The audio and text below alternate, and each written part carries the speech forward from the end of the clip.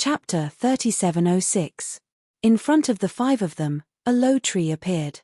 The leaves were green like jade ornaments. The breeze swayed and countless fluorescent lights shone. Zichen looked ahead, and there was a touch of excitement in his calm eyes. There was an exclamation beside him. This time, as soul hunters, their perception was no longer dull. The small tree in front of them was surging with soul power, just like the fate soul fruit. How is this possible? Vern and Clark widened their eyes, feeling incredible. There are all kinds of strange things in the boundless world. This is nothing. Zichen walked forward. In fact, he wanted to say that the world was abnormal like before, but he changed his mind.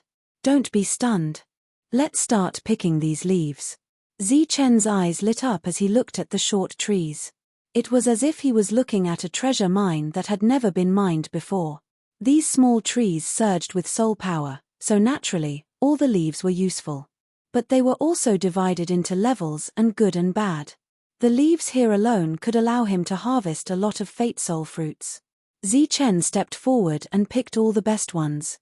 Dalt, who had been proficient in this work, picked them for the second time. Liang Bao was the third time, and Vern and Clark were the fourth time. During this period, Zichen continued to walk forward, and a stream appeared not far away. The stream meandered downstream like a spiritual python. Zichen took a sip of the water here, and his soul power became more obvious. The effect of making tea with the water here would undoubtedly be better. In less than 2 days of travel, his guess was verified. What about the depths? What else would be waiting for him? Zichen was full of curiosity about the depths.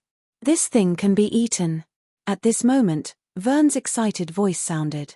He picked up a leaf and began to chew it excitedly. Zichen smiled and said, "It's too wasteful to just eat it." At this moment, Zichen felt that there would be endless things to do in the future. He stared at the depths. In the years to come, he would thoroughly explore this mysterious area as an ordinary person. Based on the speed of the 5 of them, it would be difficult for them to collect all the tea leaves here. Therefore, Zichen only collected a portion of it before the group of 5 turned back. When they returned to Carter, the sky was already dark. It took them exactly 3 days. The latest batch of tea leaves was ready, and Zichen named them for the first time. Soul Leaf Tea. There were a total of 5 levels, which represented the strength of one's soul power. Even the lowest level, the first level, could still allow one to sense the existence of soul power. The appearance of the soul leaf tea caused quite a commotion in Carter. This was the first time in their lives that they had seen something other than the life soul fruit that could increase soul power. The price was not high, and the sales were very good. On the second trip, Zichen was no longer alone. Instead, he took nearly 100 people with him. Clark and Vern were still in the team. In addition, there were dozens of soul hunters. This time, other than harvesting a large amount of soul leaf tea, Zichen also planned to build a temporary camp nearby for everyone to rest. In his heart, he already had a plan for the future. Those ordinary people were very willing to help Zichen because there was a reward, and it was far more than their usual reward. With more than 100 people working at the same time, it only took 3 days for a temporary camp to be built. During this period, the tall fence was extremely eye-catching. During these few nights, the chilly wind blew, bringing with it an extreme chill, but there was no danger. Therefore, Zichen let Vern and Clark go back first. It was a complete waste to leave such a powerful combat force here. Although the 2 of them were very willing and did not want any reward, how could Zichen have the nerve to use such top combat force for nothing? The temporary camp was built according to Zichen's plan. It was very sturdy because they would not stay here for a day or 2, but for many years. After everything was arranged, Zichen gestured for everyone to start harvesting tea leaves. The level 6 Dalta taught everyone some essentials. Zichen took a few soul hunters to the depths of the forest to chop down some big trees. He drew pictures for the soul hunters, which were wooden barrels and handcarts, and asked them to make them first. Next, he was going to pull the water back. Because the water here was also very extraordinary. After seeing the pictures, everyone was very surprised and began to make them. The wooden barrels were relatively simple, but the handcarts were more difficult. Fortunately, These soul splitters had plenty of time and could slowly figure it out. Obviously, the number of people was not enough, so Zichen asked Dalta to go back and bring more people over. The current Carter tribe had more than 20,000 people, and there were many ordinary people among them. Naturally, they could have as many as they wanted. Those soul hunters were also at Zichen's disposal. It could be said that in this area, only Zichen could do such a feat. If it were other ordinary people, how could they mobilize so much manpower and material resources? Fortunately, Zichen was very far-sighted and the temporary camp was large enough. After these people came here, they only needed to build a place to stay. Once they had a place to stay, everything else would be easy to deal with. Zichen left these things to the others to deal with, while he continued to go deeper. The things that he found with soul power were not ordinary, but compared to the life soul fruit, they were nothing. He was very clear about this, but compared to the soul hunters, there were more ordinary people here, which was a very large group. If they could be self-reliant, their lives would be greatly guaranteed. If they had found these things earlier, Shan Ya would not have been dragged down by the others in Carter. A few more days passed, and Zichen found a fruit with soul power. These fruits were everywhere, and there were quite a few of them, shining under the sun. Obviously, this was another big discovery. When he found these things with soul power, Zichen was also thinking about why these things appeared, and gradually found some clues. That was the soil. The soil here had soul power, and the things that grew in the soil naturally had soul power. Not far away, Zichen found a river, and the soul power in the river was much thicker than the one near the camp. What is going on? Zichen's heart was filled with doubt. The next day, he came to this place again, drank a mouthful of water, and then carefully sensed. He did not speak, and walked around nearby, then returned to the temporary camp. On the third day, Zichen came again, and drank water again, and looked around. It was the same on the fourth day. This situation continued for half a month. In this half a month, Zichen found some abnormalities, as if the water quality here was getting better, and the soul power in the water was getting thicker. After taking a big gulp, he actually felt full. After the temporary camp had stabilized, Zichen finally made up his mind to enter the depths of the camp to investigate. On the same day, he sent a message to Noah. In the Carter tribe, other than Shan Ya, he was the only other Realm 9. Chapter 3707. Noah had long known that Zichen had been very busy recently. Even the ordinary people had been busy as well. According to the people who came back occasionally, they had gained a lot. However, he did not expect that Zichen would ask him to go. He was very curious about what Zichen wanted to do. Ever since the previous incident, he was full of admiration for Zichen. Therefore, when Zichen asked someone to pass the message, Noah naturally had to go. In less than 2 hours, he arrived at the temporary camp that would take everyone 2 days to travel.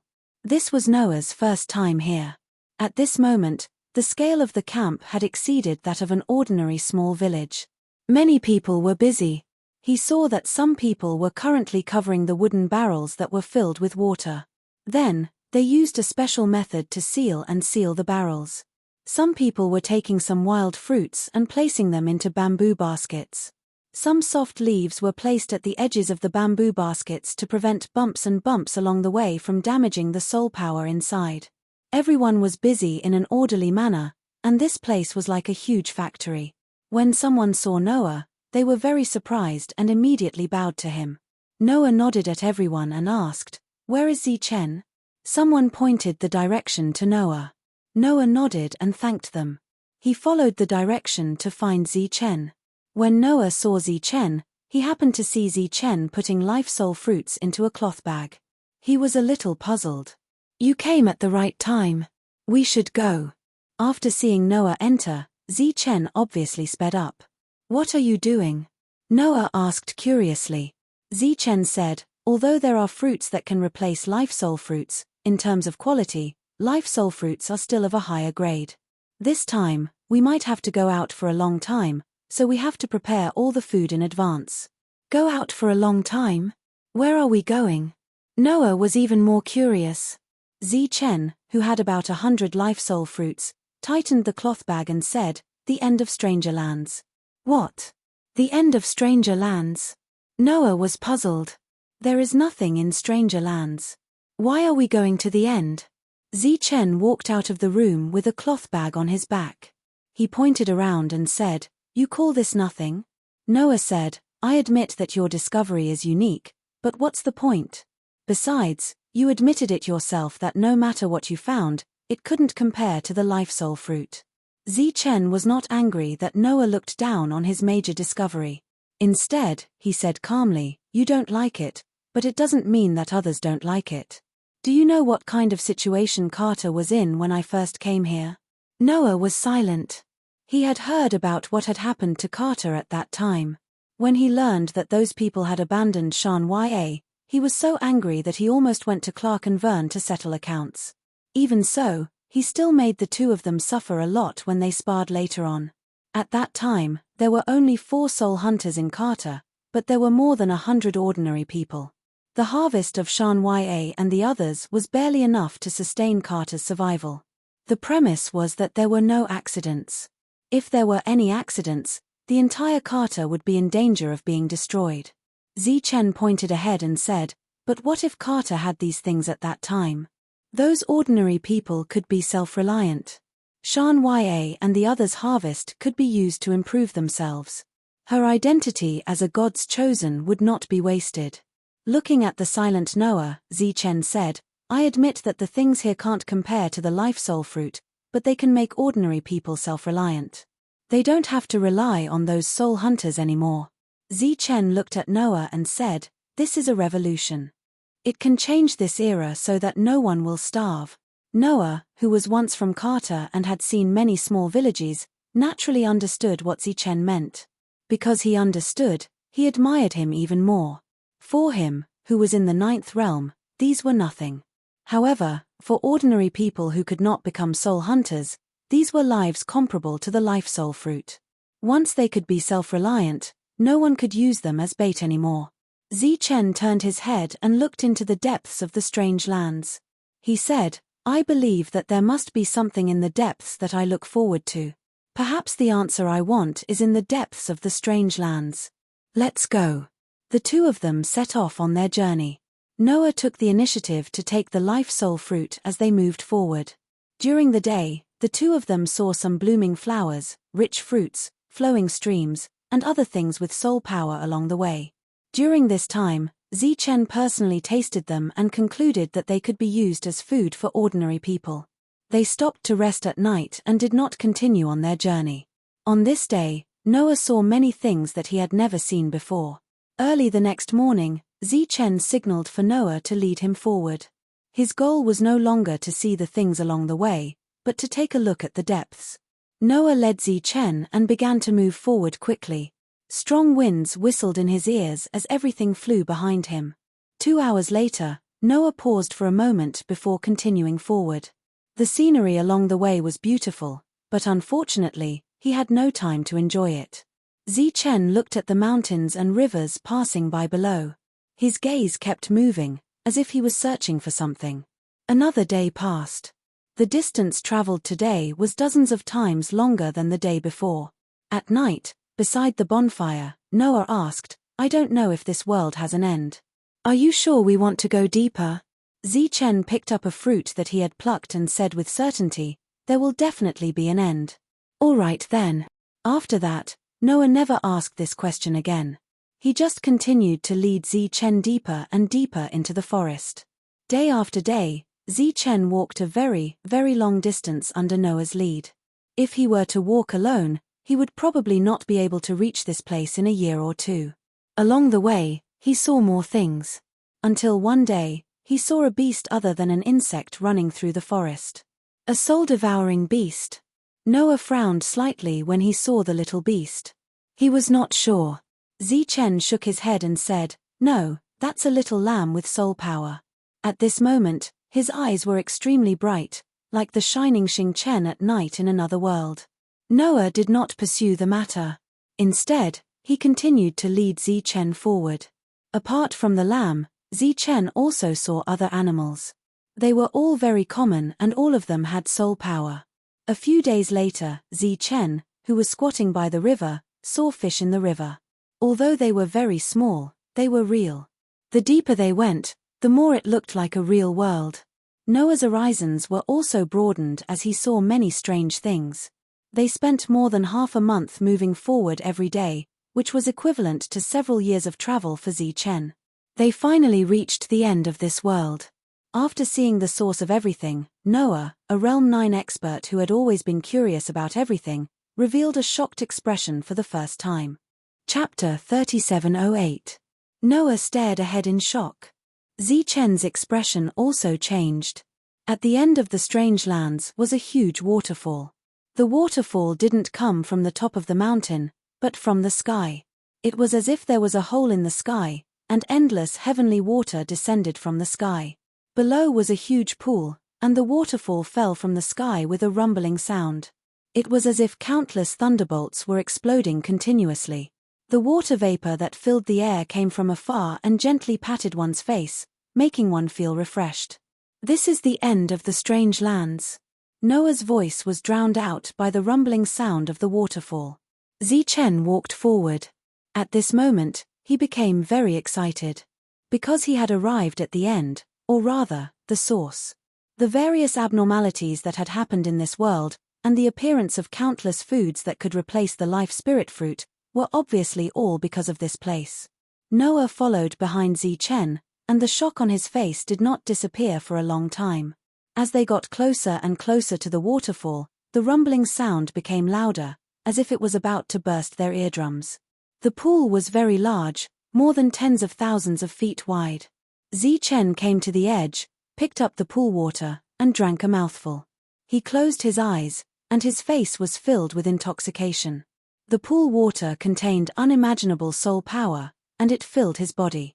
The hunger from before instantly dissipated by more than half.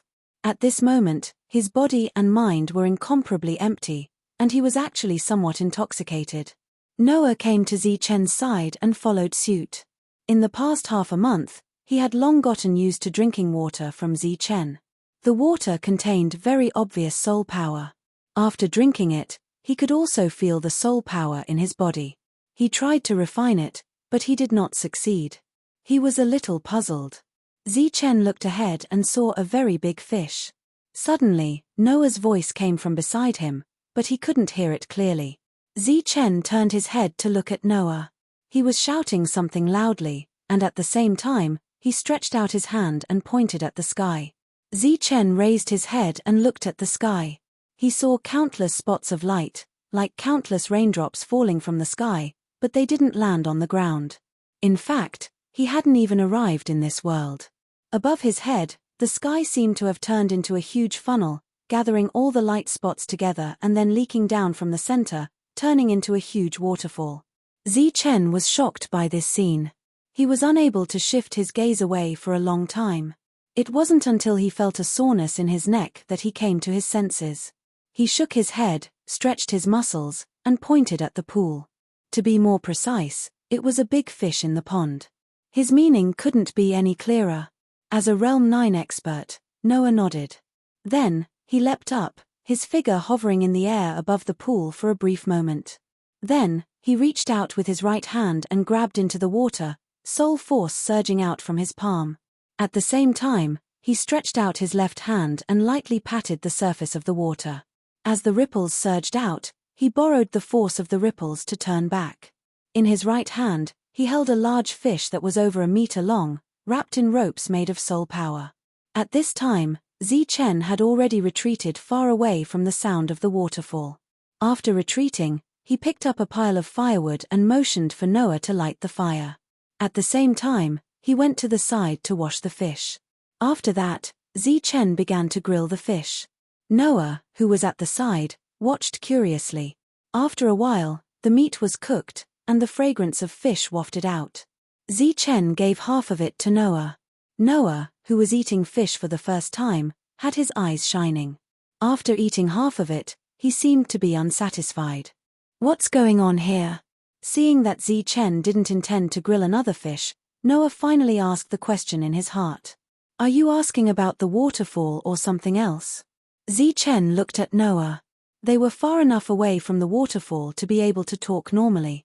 Noah said, that waterfall, and that rain of light. How did it come about? After thinking for a while, Zichen said, "The waterfall is made of rain of light. You've seen that. As for the origin of the rain of light, I suspect it has something to do with me, Shan Ya, or the two of us." Noah still didn't understand. Both Zichen and Shan Ya were staying in Carter. How could it have something to do with the rain of light here? That's just my guess. I don't know the specific reason. Zichen said, "You've drunk the water there before. Did it help you?" Noah shook his head and said, "The soul power is very strong, but it's a pity that it doesn't have any effect." Zichen wasn't too surprised. This was normal. He looked back at the huge waterfall. This was a place with good feng shui. If he could stay here for a long time, the benefits would be great. However, this was obviously unrealistic because Noah was the main force of Carter. He couldn't stay here for too long. "Let's go for a walk nearby." Zichen stood up and walked into the distance. There was a forest outside the waterfall. Beyond the forest, there were mountains and streams around the pond. "What's that sound?" Noah heard an unusual sound when he came to the forest. "It's the sound of birds." Zichen answered calmly. This world was becoming more and more complete. Everything had started from nothing. During this time, Zichen saw some small animals. These animals looked similar to the wolves, tigers, and leopards in the outside world. However, they hadn't grown up yet. It was only a matter of time. Perhaps they would become the ancestors of their respective tribes in the future. As they continued forward, Zichen saw some fruits. Noah immediately rushed up, plucked a few, and began to eat. He had changed a lot in the past half-month following Zichen. Zichen also picked a fruit and ate it. He didn't stop walking.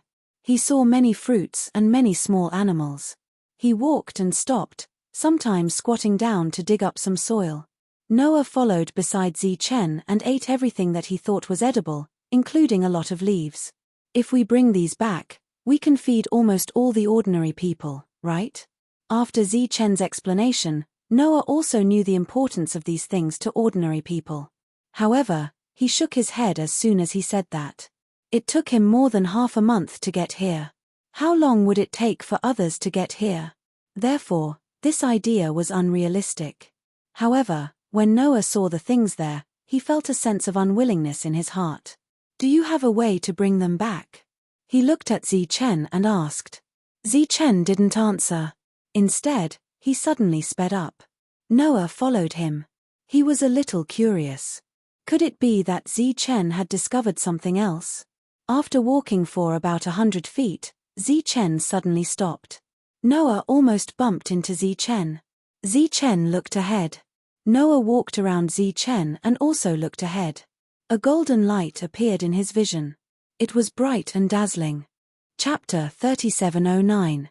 It was a small green tree that was less than half a meter tall, but it was like a jade tree, emitting a sparkling light. And on the tree, there were 3 fruits. The fruits were golden and had a very bright luster, like a miniature version of Y. Of course, Noah was more willing to describe it as a life spirit fruit. Back then, when Zichen killed the soul void realm soul devouring beast, the fruit after refining was golden and looked exactly the same as the J in front of him. Right now, Shan Ya was refining those fruits in an attempt to break through. And he was lucky enough to obtain the J fruit, which allowed him to improve greatly after refining it.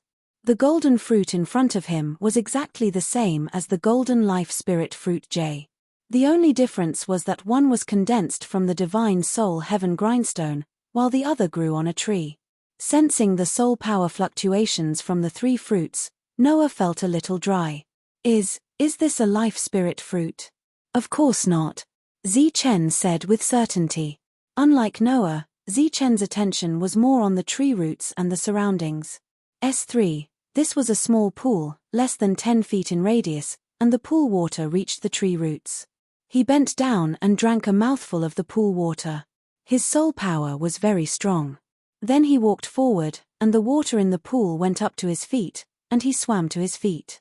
The early morning pool water immediately became turbid. Zichen walked to the small tree step by step and plucked a golden fruit. He took a bite. It was very crispy and sweet. After entering his stomach, there was a G of pure soul power that entered his body and did not dissipate for a long time. Zichen's eyes suddenly lit up, as if he had a feeling that he had not felt in a long time. It was as if his soul power was about to recover. However, when he tried to sense it again, he still found nothing. In the blink of an eye, this golden fruit had been eaten clean by Zichen. There was soul power rippling in his body, but he could not convert it into his own. It was as if there was a funnel in his body that leaked out all his soul power.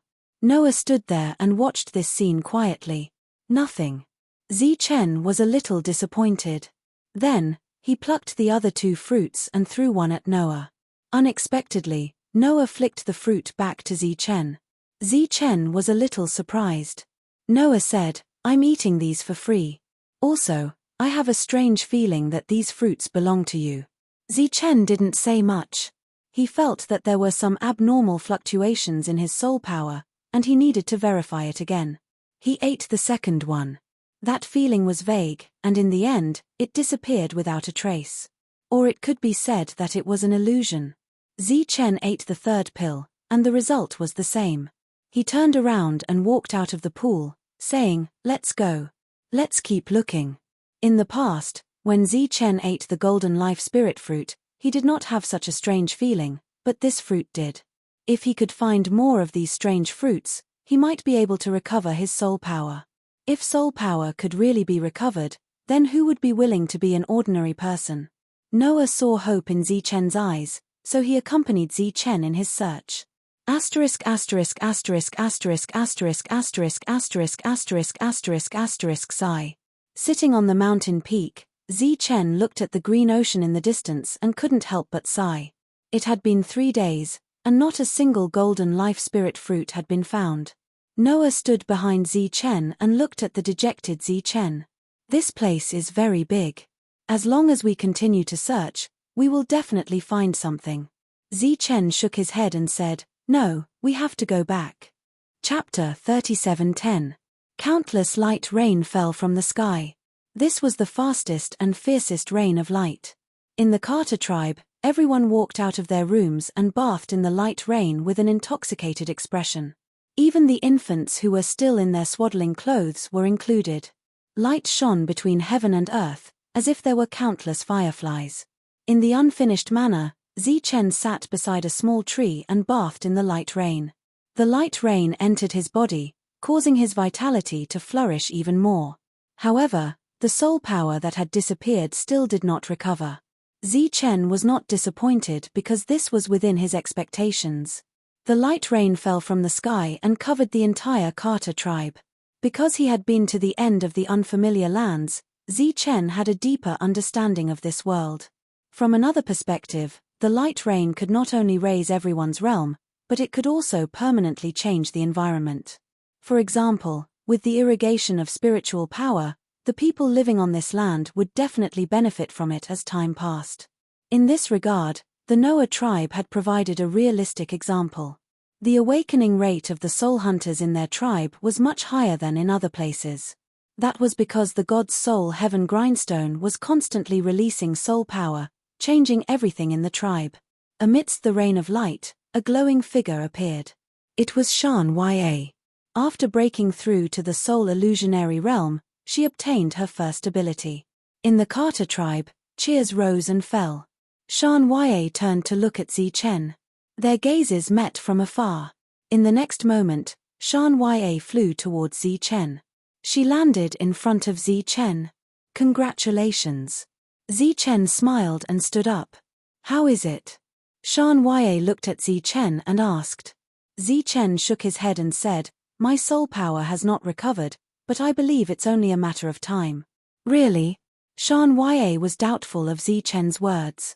She was worried that Zichen was just comforting her and did not really have a solution. Zichen nodded. "Of course. Don't worry, my soul power will eventually recover." After breaking through to the soul void realm, did you have other feelings? Shan Ya thought for a while and said, "It does feel weird, but I don't know if it's good or bad." "Oh, how do you feel?" After a slight hesitation, Shan Ya said, "It's just that, this world seems too small. Too small? Zichen was slightly stunned. Shan Ye said again, "It seems that there is another place that is calling me." The world was too small, and there were other summons as well. Zichen could vaguely guess the reason. It seemed that Hun Shu was the pinnacle power of this world. This was almost the same as ascension. He believed that as long as Shan Ye was willing, she could leave this world. "Go and call Noah over. I have a few questions to ask him," Zichen suddenly said. Looking at Zichen's serious expression, Shan Ye nodded and flew away. A moment later, the two arrived. The light rain was still continuing. Zichen could see the excitement on Noah's face. Clearly, he had obtained a lot of benefits. "What's the matter?" Noah walked to Zichen's side. "That young man from before, how did he find you?" Zichen asked. Noah was slightly stunned, somewhat puzzled. Why did he mention that young man all of a sudden?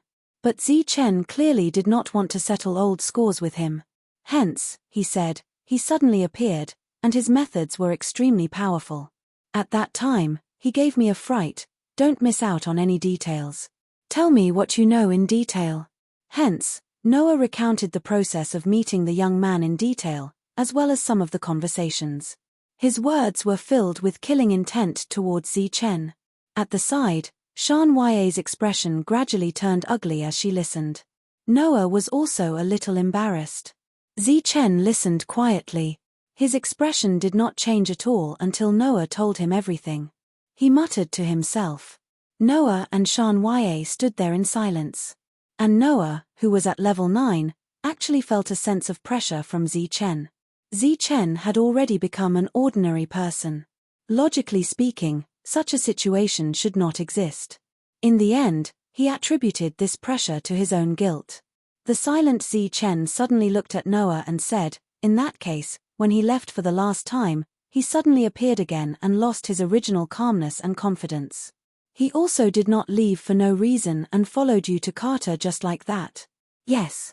Noah nodded and said, "Regarding this question, I suspect that he was under some kind of restriction and could not leave." "Your guess is right. Perhaps this restriction is related to the dead soul emptiness realm expert."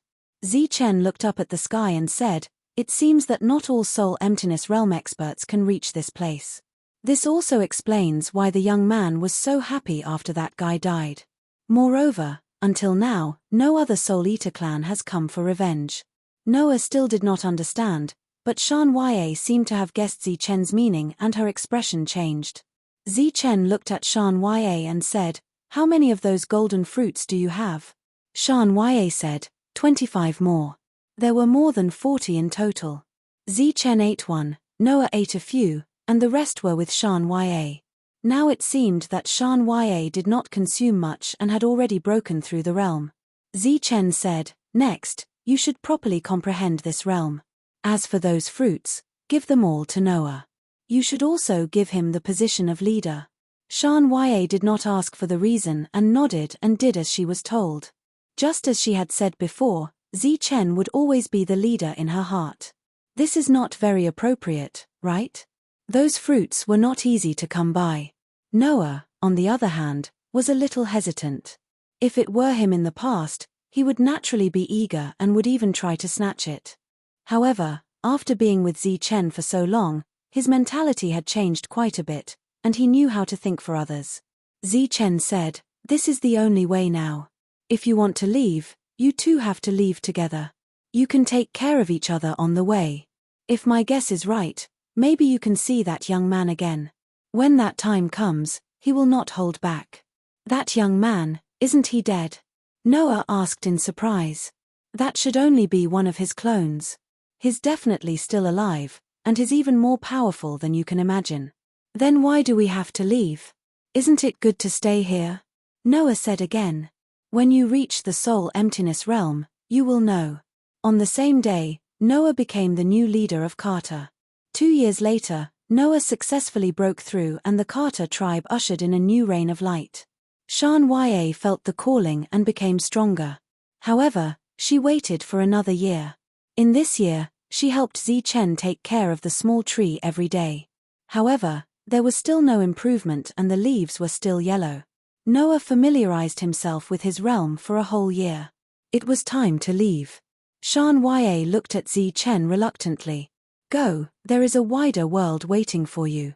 Shan Ya nodded and left with tears in her eyes. She would always carry out Chen's orders and would never go against his words. Noah cupped his fists towards Chen before he cupped his fists towards the others and said, "Everyone, we'll meet again." Chapter 37:11. Chen held the card tower realm, looked at the sky, and did not speak for a long time. Remember in a second. Wonderful, no pop-up window to read for free. When Shan Ya left, she left the card tower realm, and Chen gave her the weapon, that he left behind after killing the Soul Void realm expert. She could use it to defend herself. The others had complicated expressions, and each of them had mixed feelings. Chen turned around, looked at Clark, who was at level 8, and said, "From now on, you are the leader of Carter." He handed over the card tower realm. After 2 baptisms by the Soul Rain, neither Clark nor Vern could reach level 9. It seemed that the potential of the two had been completely exhausted. There was no hope of reaching level 9 in this lifetime. The crowd dispersed, and Chen walked towards his manor. After more than 3 years, the manor had been completely built, and Chen hired some people to take care of it.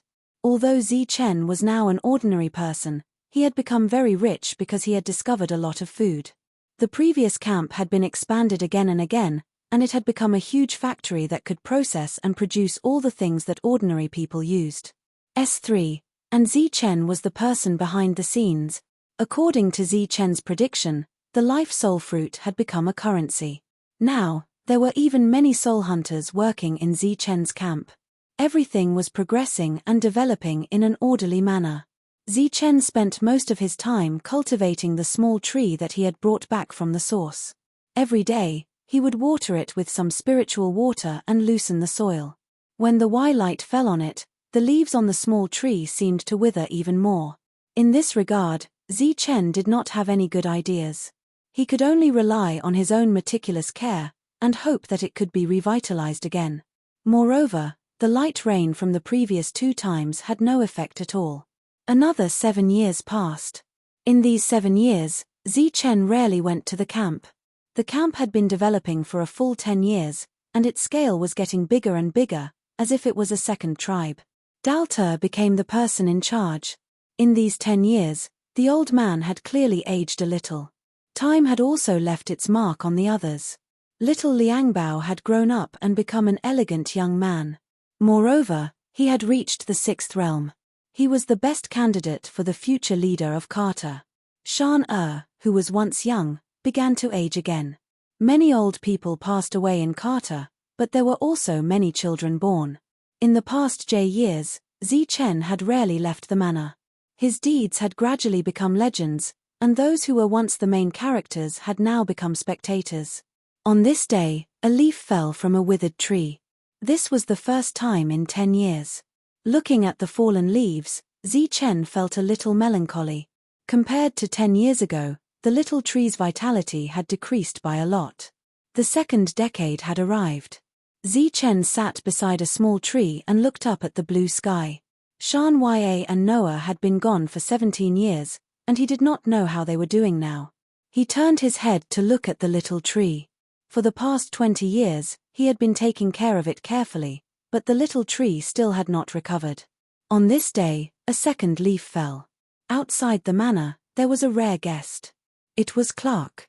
Compared to 20 years ago, Clark's face now had more vicissitudes of life, and his hair was gradually turning white.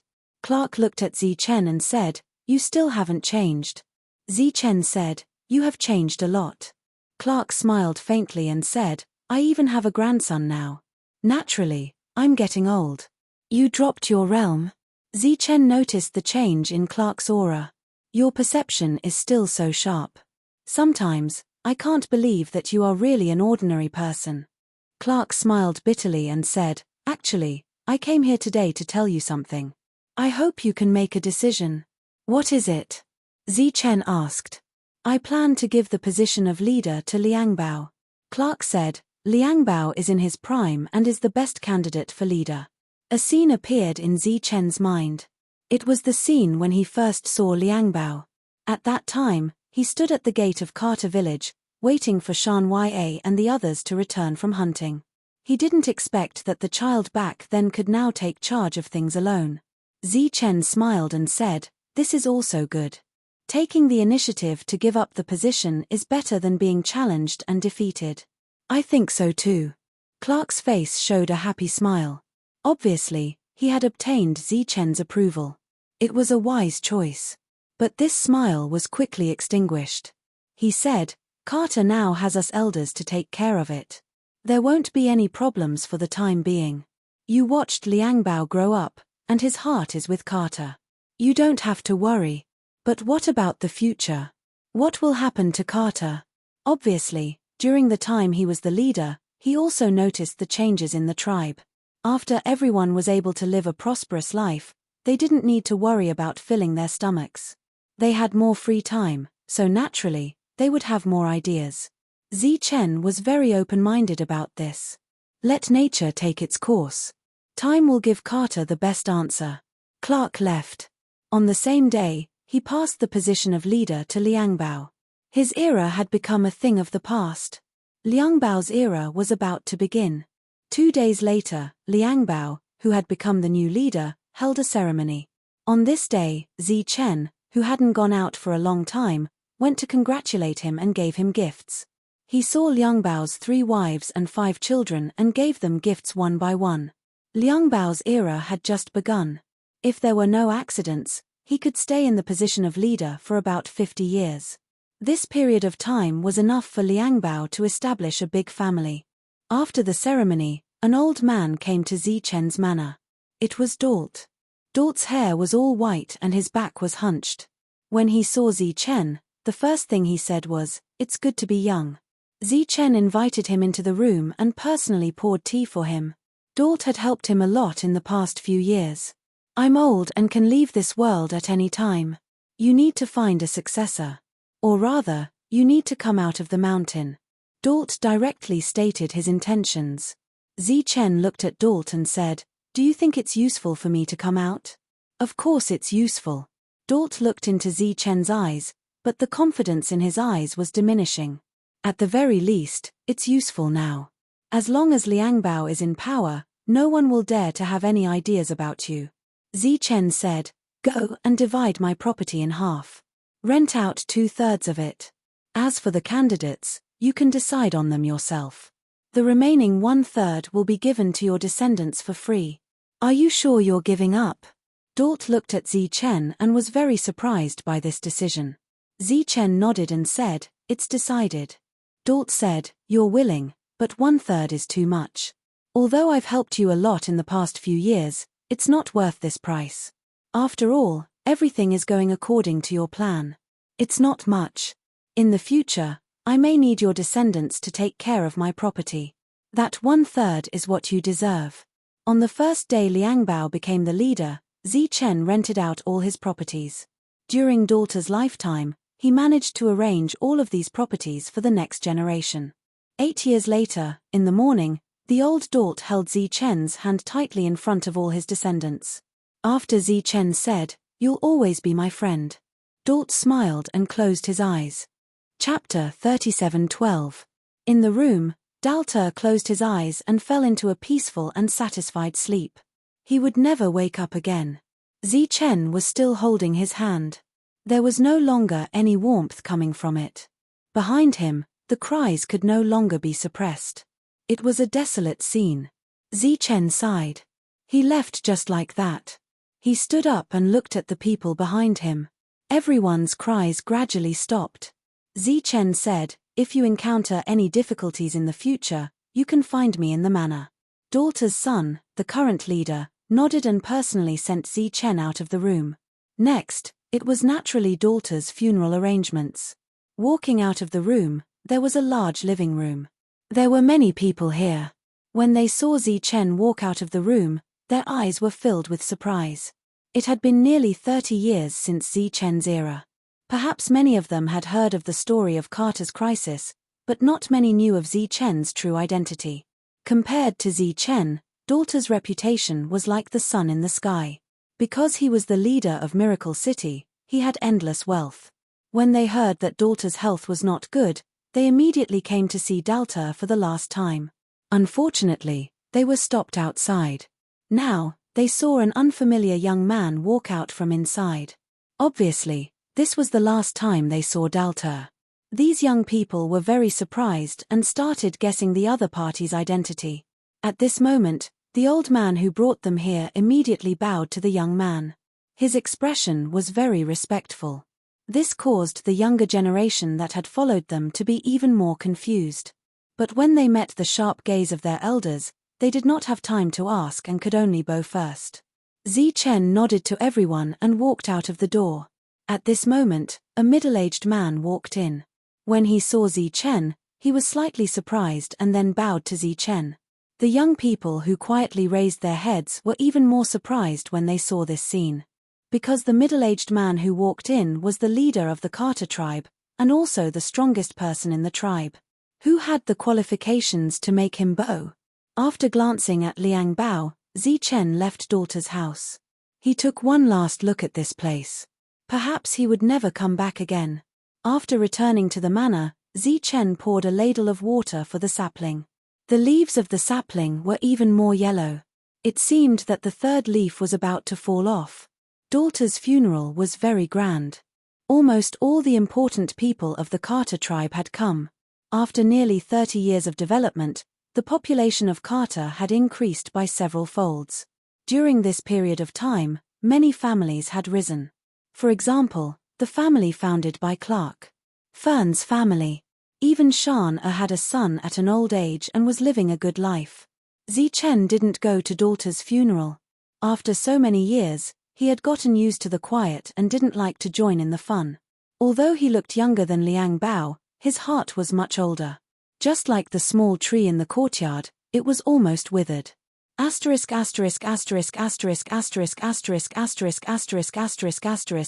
funeral, the leader Liang Bao returned to his room. A teenager of about 17 or 18 years old followed behind him.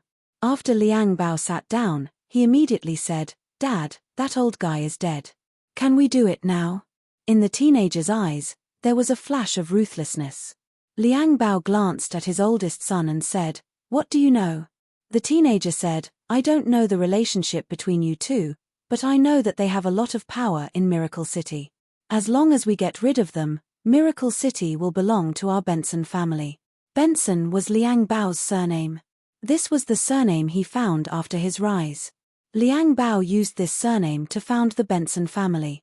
Since Liang Bao became the leader, the Benson family had expanded rapidly in the past 8 years. Liang Bao said, "Don't mention this kind of nonsense again. Also, I have arranged a marriage for you.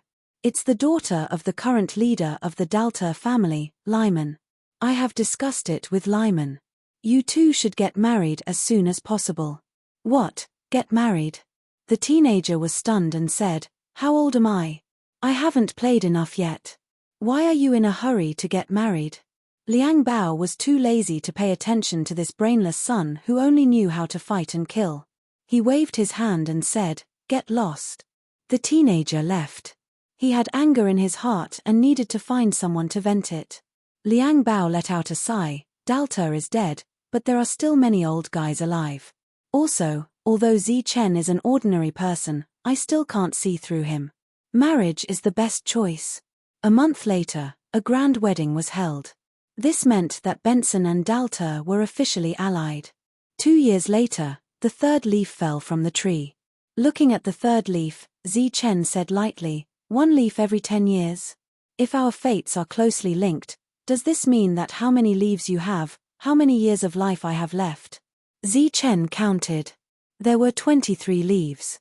The 4th decade had passed, and another leaf had fallen. This year, Chen sent away another friend. Sam, the former village chief of Carter. That old man revived once, but he still couldn't stop the erosion of time and passed away. Clark and Raban's realms had already fallen to the 3rd realm, and they had long since reached their twilight years. Carter was still a tribe, but there were many more families in this tribe. Among them, the Benson family was the biggest. Because the Benson clan occupied the godly soul heaven grindstone, just the daily commission was not a small amount.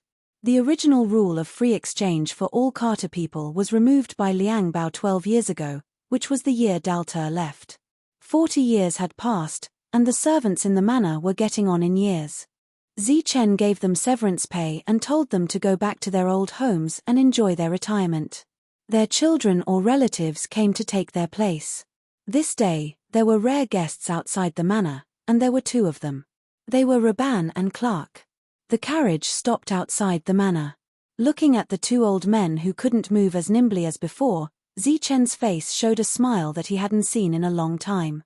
After many years of development, horses could be domesticated, and carriages became a means of transportation for some people. "We came to see you. We were afraid that we would never see you again," Clark said with a smile. Dozens of years had passed. The old man in his prime was now in his twilight years. This day, Zichen didn't drink tea. Instead, he drank wine. They talked about a lot of things and talked about the friends they used to have. Except for Shan Ya and Noah who left, the others became old friends. Dead people. In the following period of time, the two of them came to Zichen's place every day. Sometimes, they would help Zichen water the trees.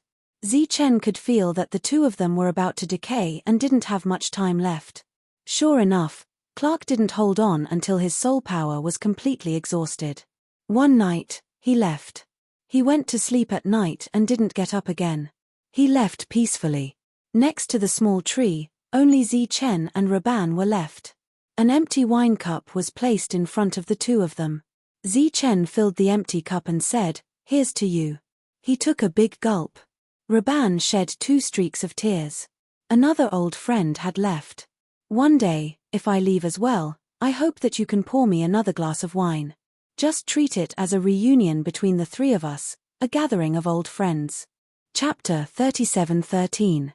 After the 5th decade, another leaf was missing from the small tree. Look at the small time finally left its mark on Zichen's face. He was no longer young. He was already middle-aged. Vern was even older, but he was still in good spirits. He came to Zichen's place every day. Power makes people crazy. Our leader no longer suppresses his nature. Now he has a wonderful city. Raban said, "He should be heading for your miracle city." Zichen poured a ladle of water for the sapling. His expression didn't change at all. Vern said, "Don't you have anything to say?" It took decades for the miracle city to develop to such a scale. The forces in the city are deeply rooted. How many years will it take for the wonderful city to develop to such a scale? Zichen's voice was still calm. Moreover, he, who has absolute power, didn't rob the miracle city directly. Obviously, he has given us enough face. The other party had already given them face. What else could they do? Go and reason with him? You and I have become ordinary people. Aren't you afraid of being killed by him with one punch? Vern sighed. He turned to look at Zichen and said, "Is it really impossible to recover?" Zichen smiled faintly. He had long been able to face this problem calmly. S3, if it weren't for you, how could Carter be where she is today? Vern gulped down a mouthful of wine. You sacrificed yourself to save Carter. But now, no one cares about you anymore. They even ostracize you. Zichen said, "Don't drink too much. It's bad for your health." You really don't mind at all? Vern looked into Zichen's eyes. Zichen's expression was still calm. It's been 10 years. What else do you want? When I lost my cultivation, didn't you all support me? I asked Shan Ya to be the leader. She didn't refuse. I asked her to give the position to Noah. She didn't refuse either. After that, I asked Clark to be the leader. Didn't you all have no objection? Dalt, a 6th realm cultivator, has been following me and working for me, an ordinary person. He keeps saying that he's bored, but I know very well that he's just repaying his debt of gratitude. Also, why was Miracle City able to appear in the past? Not everyone supported me. If I wanted people or things, I only needed to say a single word. Everyone would support me. Zichen said, "That's enough." We can't let them remember what happened back then for generations to come. What's more, most of the people I saved back then have already left. What reason do the youngsters now have to let us do as we please in this environment? However, this speed of forgetting is simply too fast. Fern took another gulp of wine. 3 years later, Fern was gone. Zichen didn't see him off. Instead, he sat beside the small tree and poured 2 cups of wine. He raised the wine pot and faced the 2 full wine glasses. To you. He drank it all in one gulp. From then on, Zichen never drank again. After the 6th decade, there were still 20p leaves left on the small tree. After the 7th decade, he still had 19p. On this day, an uninvited guest came to the manor. It was an old man full of energy. He was still the leader of Carter, Liang Bao. However, time had left too many deep marks on his body. Zichen, who was already middle-aged, glanced at Liang Bao. Liang Bao looked at Zichen and his expression began to change. After glancing at Liang Bao, Zichen began to water the tree. I don't want to die. I really don't want to die. Liang Bao's voice sounded, with a hint of hoarseness. His expression changed, with ferociousness and struggle. Zichen put down the wooden ladle filled with water and said, "You don't have the ability to take away my body." Liang Bao's eyes were shining with green light, like a hungry wolf staring at its food. Zichen said without raising his head, "How do you want to eat me? Steam, fry, or roast? You've eaten a lot of good things these years. Do you think it's useful to eat me? Why? Why won't you ever grow old?" Liang Bao said angrily, "You're just an ordinary person, a piece of trash. Why won't you grow old? But I will." Zichen looked at Liang Bao, whose face was distorted because of anger, and said, "Everyone will grow old, including me. But you grow old too slowly. I also want to become someone like you, because I still have a great ambition that I haven't realized yet." Liang Bao shouted loudly. The servants in the manor had already run back to their rooms in fear. "Your talent is very good, but it's a pity that the obsession in your heart is too deep. If you weren't obsessed with power, maybe you could reach the soul emptiness realm in this life and follow in the footsteps of your sister Shan Ya." Zichen said regretfully, "Unfortunately, you're too obsessed with power, so you've forgotten a lot of things. Those people that year, not many are still alive, and you're one of the few. Do you know why our Carter was in danger that year? Why did the Noah tribe forbid us from trading, and why did Noah want to kill me? Back then, Noah saw that I was growing too fast, and he lost the confidence to advance. That's why he targeted Carter and me. Think about Noah in the past, and look at you now. What have you done? In these years, which families have you targeted openly and secretly? How many geniuses have died for no reason? Do you think that stopping others from growing is helping you? You're wrong. In fact, while you're harming others, you're also harming yourself. Because you, who should have had a chance to reach the soul emptiness realm, didn't even reach the 9th realm. Didn't you ask me why an ordinary person like me can live for so long, but you can't?" A wisp of a cold smile appeared on Zichen's calm face for the first time. "Because I've once arrived at the 9th level and stood at a height that you've never been able to rival. Perhaps this is the reason. No, don't even think about tricking me. You're just an ordinary person. So what if you once reached the 9th realm? In this world, everyone who drops in realm only has an extremely short lifespan." Liang Bao's eyes stared fixedly at Zichen. "Tell me the truth, or I don't mind dissecting your body to see where the abnormality is." Feeling Liang Bao's true killing intent, Zichen said, "If you don't think that's the reason, then it should be something else." Liang Bao's eyes lit up. He urgently asked, "What's the situation? Tell me. Do you remember that I once went to the end of the strange lands? That was actually the source. There, I saw things I've never seen before. Among them were some special fruits that emitted a different light. At the time, I ate them, and so did Noah." Zichen said, "Maybe that's the reason. You're not lying to me. What else? How do you explain my situation?" "Me. You're lucky." Liang Bao snorted coldly and turned to leave. "At the time, the 9th realm was escorting me. If you insist on going, you'd better be careful. It's already been 10 years, and no one knows what's at the source. Liang Bao turned to stare at Zi Chen. Without saying anything else, he turned and left. Zi Chen's expression was still calm. However, he couldn't help but feel disappointed. Liang Bao was his last old friend in this world. He didn't expect that in his 10 years as a leader, he would be corrupted by power to this extent. Now, when he occasionally thought back to the past, little Liang Bao's pure appearance was still vivid in his mind. Unfortunately, everything was no longer the same. Chapter 37:14. Zi Chen raised his head and looked at Liang Bao. Are you serious? Why would I lie? Liang Bao's eyes flashed with coldness. You're the only one who knows those fruits. Of course, I'll take you with me. Are you lying to me? Okay, I'll go with you. Zi Chen nodded. He was still as calm as ever, which made Liang Bao, who wanted to see something from his face, disappointed. When are we leaving? Zi Chen asked. Humph. Liang Bao snorted again and said, I'll let you know when the time comes. After that, Liang Bao left again. After walking for dozens of steps, he suddenly turned around and looked at Zi Chen. He asked again, You've accumulated too much wealth over the years. Why don't you go deeper? Maybe you'll have a chance to recover. Maybe. Zi Chen picked up a ladle of water and poured it on the small tree, saying, But this kind of life is actually quite fulfilling. Liang Bao suddenly burst into laughter. His laughter was full of ridicule and disdain. Zi Chen, I thought you were a saint. Now it seems that you're just an ordinary person. Unfathomable? Aloof from worldly affairs. T. You're just pretending. You don't believe in others. If Shan Ya and Noah were still in this world, I believe you'd have gone deeper to find a chance.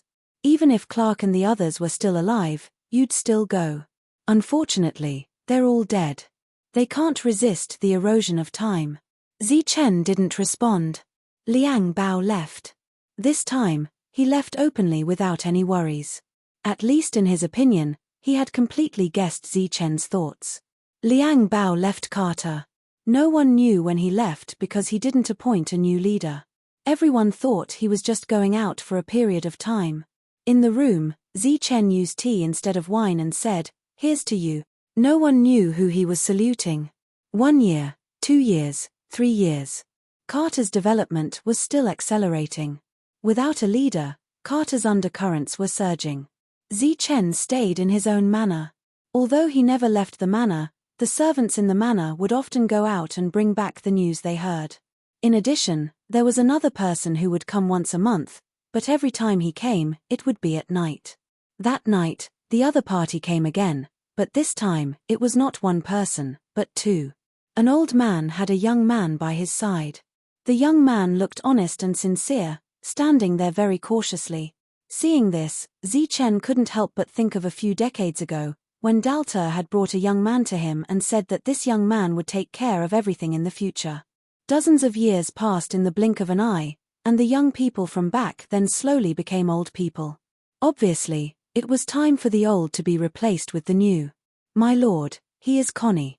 From now on, he will be in charge of the monthly bill collection. The old man from the Dahl family said. Zi Chen looked at Connie. At the old man's signal, Connie immediately saluted Zi Chen. Zi Chen nodded and said, Thank you for your hard work from now on. Connie said, Unconditionally obeying my lord's arrangements and serving my lord is the ancestral teaching of the Dahl family. The old man on the side seemed to be very satisfied with Connie's answer. He continued, Recently, the situation in Carter has changed. Many people are saying in private that the leader won't be coming back, so some people are very dissatisfied that the Benson family still has God's grindstone. The old man who spoke didn't try to see the change in Zi Chen's expression, because it had been several decades, and he had never seen the answer he wanted to see on his face. Then, the old man said some other news. These news were very reliable. The reason why Zi Chen knew about Liang Bao all these years was also from the old man's mouth. After receiving a signal from Zi Chen, the old man left with Connie. Another 2 years passed, and Liang Bao still hadn't returned. A battle broke out. A middle-aged man named Lot defeated Liang Bao's eldest son and suppressed the Benson family under his feet. He, who took away God's grindstone, announced the official rise of the Riley family. Lot had been the leader for more than 20 years. Except for the first few years when he was still polite to the Benson family, the next few years he was constantly suppressing them, causing the accumulation of the Benson family to be depleted. And the Benson family was unwilling to accept this. They were all waiting for the return of their ancestor, Liang Bao. Unfortunately, 20 years later, when Lot stepped down from the leader's position and passed it to his son, Yi Luo, the Benson family still didn't see the return of their king. In these 20 years, the power of the Benson family declined again and again. Under such circumstances, many people didn't mind beating them when they were down. Some memories buried in the bottom of their hearts surfaced one by one. Those families who had lost their geniuses all began to take revenge. Beat them when they were down. The seeds planted by Liang Bao all those years ago bore bitter fruit, and the descendants of the Benson family had to eat them all. Since then, the Benson family was unable to recover from this setback. The rise of the Riley family was unstoppable. Other than Yi Luo, who was a powerful warrior now, Yi Luo's newly born son was also said to have great talent. And in the next few decades, the Riley family naturally ruled the world. Zi Chen was like a bystander, quietly watching the changes of time and the changes of power. Outside of his manor, a very rare guest came. Zi Chen had never seen him before, but he could tell who he was at a glance, so he was a bit surprised. Zi Chen's expression was seen by the old man. He said with a smile, "I've heard that there is a legend living in this manor. I didn't dare to believe it at first, but seeing you today, you really live up to your reputation. I wonder why the leader is looking for me." Zi Chen looked at the old man in front of him. It was Lot who had passed the leader's position to his son. Lot waved his hand and said, "You're too polite. I've stopped being the leader for a long time, so I have a lot of free time. I'm here to see the legend of our Carter.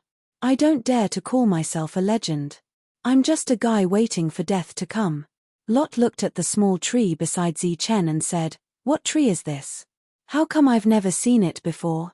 Zi Chen said, "I found it by accident. I thought it was quite compatible with me, so I brought it back. It looks like it's about to die. Its vitality is indeed not very strong. I can only try to water it slowly and see if a miracle happens." Lot and Zi Chen chatted for a long time. Seeing that Zi Chen had no intention of asking him to stay for dinner, Lot could only leave. It seems that the world is going to change. After Lot left, Zi Chen let out a sigh. The Riley family's ambition was greater than he had imagined. That night, the old man came with Connie. After telling him the information, Zi Chen took the initiative to remind him for the first time, "Next, tell the people of the Dahl family to not be ostentatious no matter what they do. They must be reserved for now, and don't let anyone catch them." The old man nodded to show that he understood. But after only 5 days, something big happened to the Dahl family. Chapter 37:15. Zi Chen looked at the old man and asked, "What happened?" The old man told him everything that had happened. It turned out that the son of the current head of the family, Dalter's great-grandson, had taken advantage of a woman from the Riley family. That woman's identity was not ordinary. The Riley family needed an explanation from the Dalter family. Zi Chen listened to the old man quietly. When the old man finished, he looked at him and said, "What do you think about this?" The old man bowed again and said, "I beg for your help." Zi Chen said, "So, this is your plan." There was a look of shame in the old man's eyes. "Let's go." Zi Chen did not say anything else and stood up. The carriage was already waiting outside. The coachman was a level 5 expert. That's right. Level 5 experts could be called experts now. In just a few decades, the accumulation of Zi Chen's generation was long gone. Therefore, the old men had all passed away. Only Zi Chen was left. The level 5 coachman secretly sized up Zi Chen. He had heard of the legend of the manor's owner since he was young. Zi Chen followed the old man into the carriage. Connie sat inside. When he saw Zi Chen, he hurriedly bowed. Zi Chen nodded slightly at Connie. Then he leaned against the carriage and closed his eyes. The old man wanted to speak several times but could not find the right opportunity. Connie sat there with a complicated expression. As a member of the Dalter family of this generation, he naturally knew about the mysterious past of this legendary figure. It could be said that this legendary figure had a very good relationship with his ancestor and had a very deep relationship. There had always been a rumor that the Dalter family's share of Miracle City was given to them by this legendary figure. Moreover, this legendary figure had obviously sensed it. He did not expect that the Dalter family would encounter such a big problem in just 5 days. After the incident, the Dalter family's attitude towards this matter was not unified. After some consideration, they decided to use their ancestors' favor to resolve this matter. From the perspective of the family's interests, this did not seem wrong because it could minimize the losses. However, in Connie's opinion, it was not appropriate. Unfortunately, his words carried little weight, so naturally, no one cared about his thoughts. The carriage didn't go to the chief's mansion, but to a relatively remote area. Zichen got off the carriage, looked around, and said, "This is a good place. Sir, please." The old man led Zichen towards the courtyard in front of him. The courtyard was not small. As soon as he entered, Zichen heard the sound of a woman crying. Come to think of it, this should be the girl who was bullied. The old man led Zichen into the main hall. At this moment, there were already several people standing in the main hall. It could be seen that their faces were very ugly, as if they had gone through a fierce argument. In the corner stood a young man. The young man's face was bruised, and his eyes were filled with fear. He stood there, not daring to move. As soon as Zichen entered, everyone's eyes fell on Zichen. At the same time, different expressions appeared on their faces. "Patriarch, the Lord is here," the old man said to a middle-aged man beside him. The middle-aged man immediately stepped forward, bowed to Zichen, and said respectfully, "Thank you for your trouble, Lord." Then, the middle-aged man turned and shouted at the young man, "Bastard, come and greet the Lord." The young man's body trembled, as if he was frightened. He quickly stepped forward and bowed to Zichen. "What's your name?" Zichen looked at the young man and asked gently. "Danny, Danny," the young man replied, trembling. Zichen nodded, and said again, "Do you know what you did wrong?" Danny was slightly stunned. He looked up at Zichen, very confused.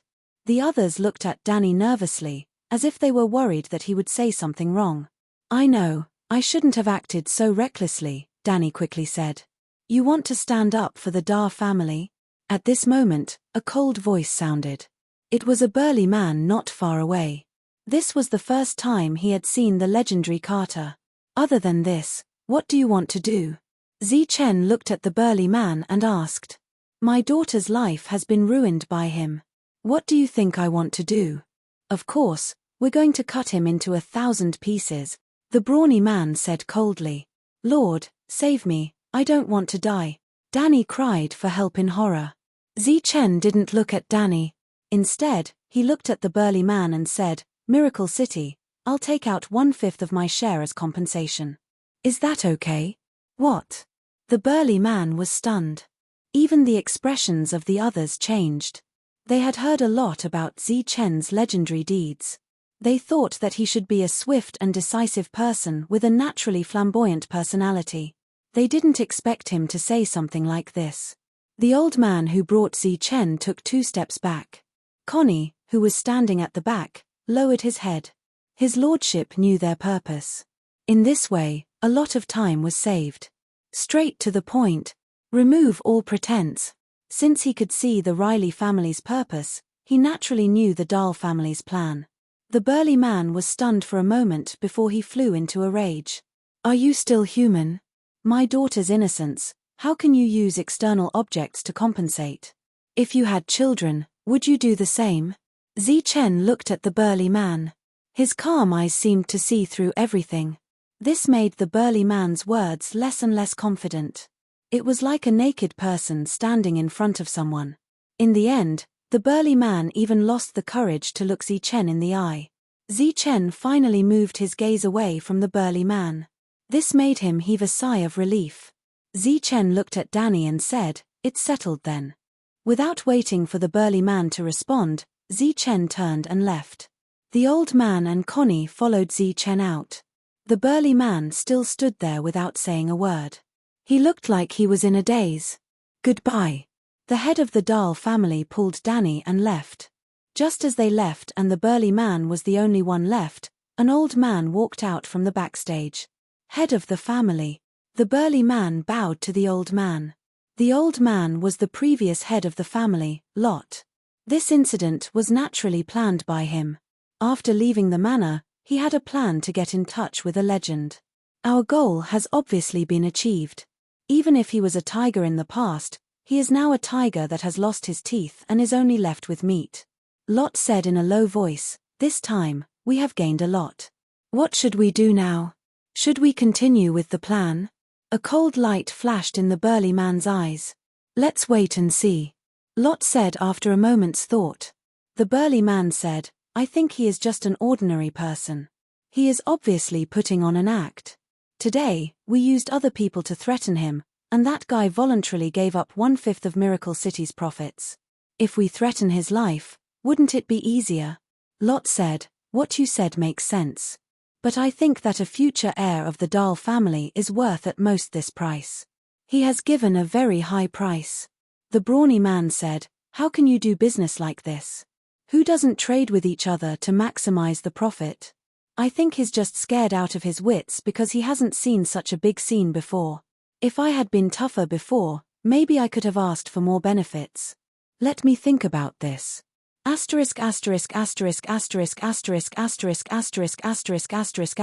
It was only when they returned to the Dahl family that Danny's nervous heart finally relaxed. He looked at his father and said, "Father, I didn't disappoint you just now, did I?" He had agreed before that when that person arrived, he would show some fear so that the person would be soft-hearted and save him. Now, it seemed that the effect was good. Slap. A crisp sound was heard and a clear handprint appeared on Danny's face. Danny was beaten into a daze. "Trash, I already told you to be careful during this period, but you didn't listen." The head of the Dahl family was furious. "Father, I've already said it. They framed me." Danny covered his face and said in a wronged manner. Slap. Another handprint appeared on the other side of his face. "You fell for it when they set you up. For a trash like you, we lost 1/5 of Miracle City. Don't you deserve to die?"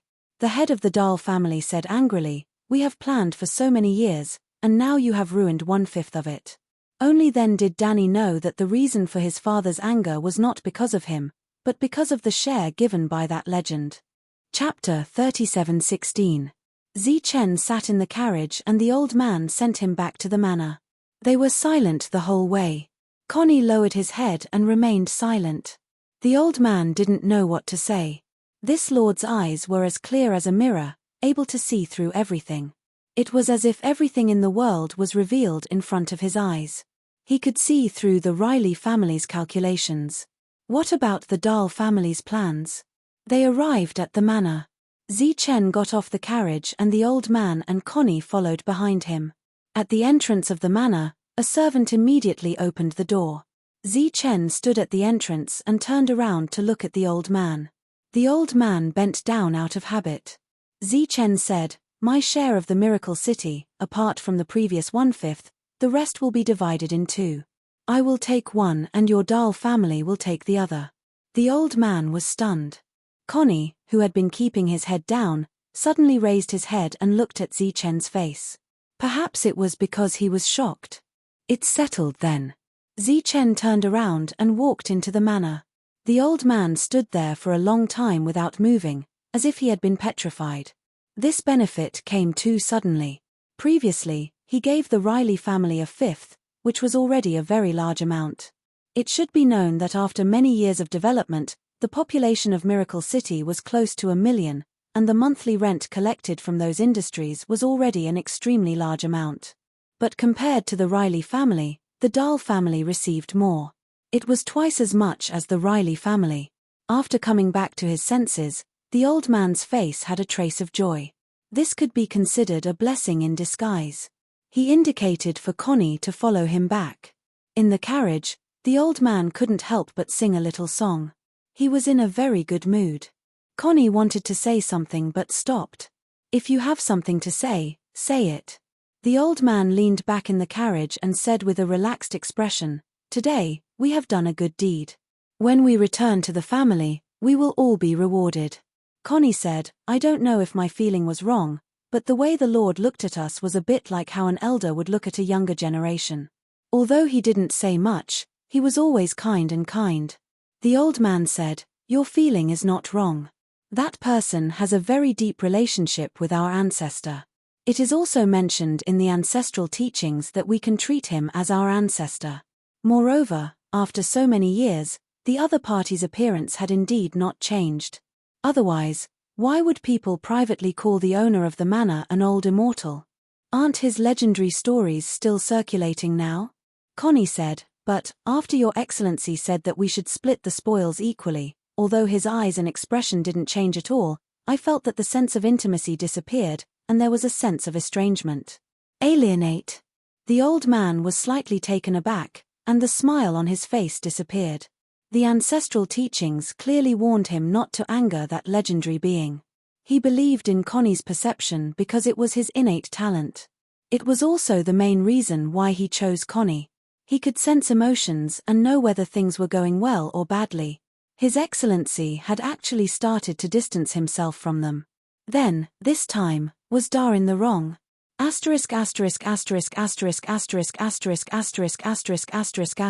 If you can obtain half of Miracle City's wealth by alienating others, are you willing to alienate others? The head of the Dar family looked at the old man in front of him and said, tell me, what will you choose? The old man said hesitantly, I might choose wealth, but the ancestral teachings. He was interrupted by the head of the Dar family.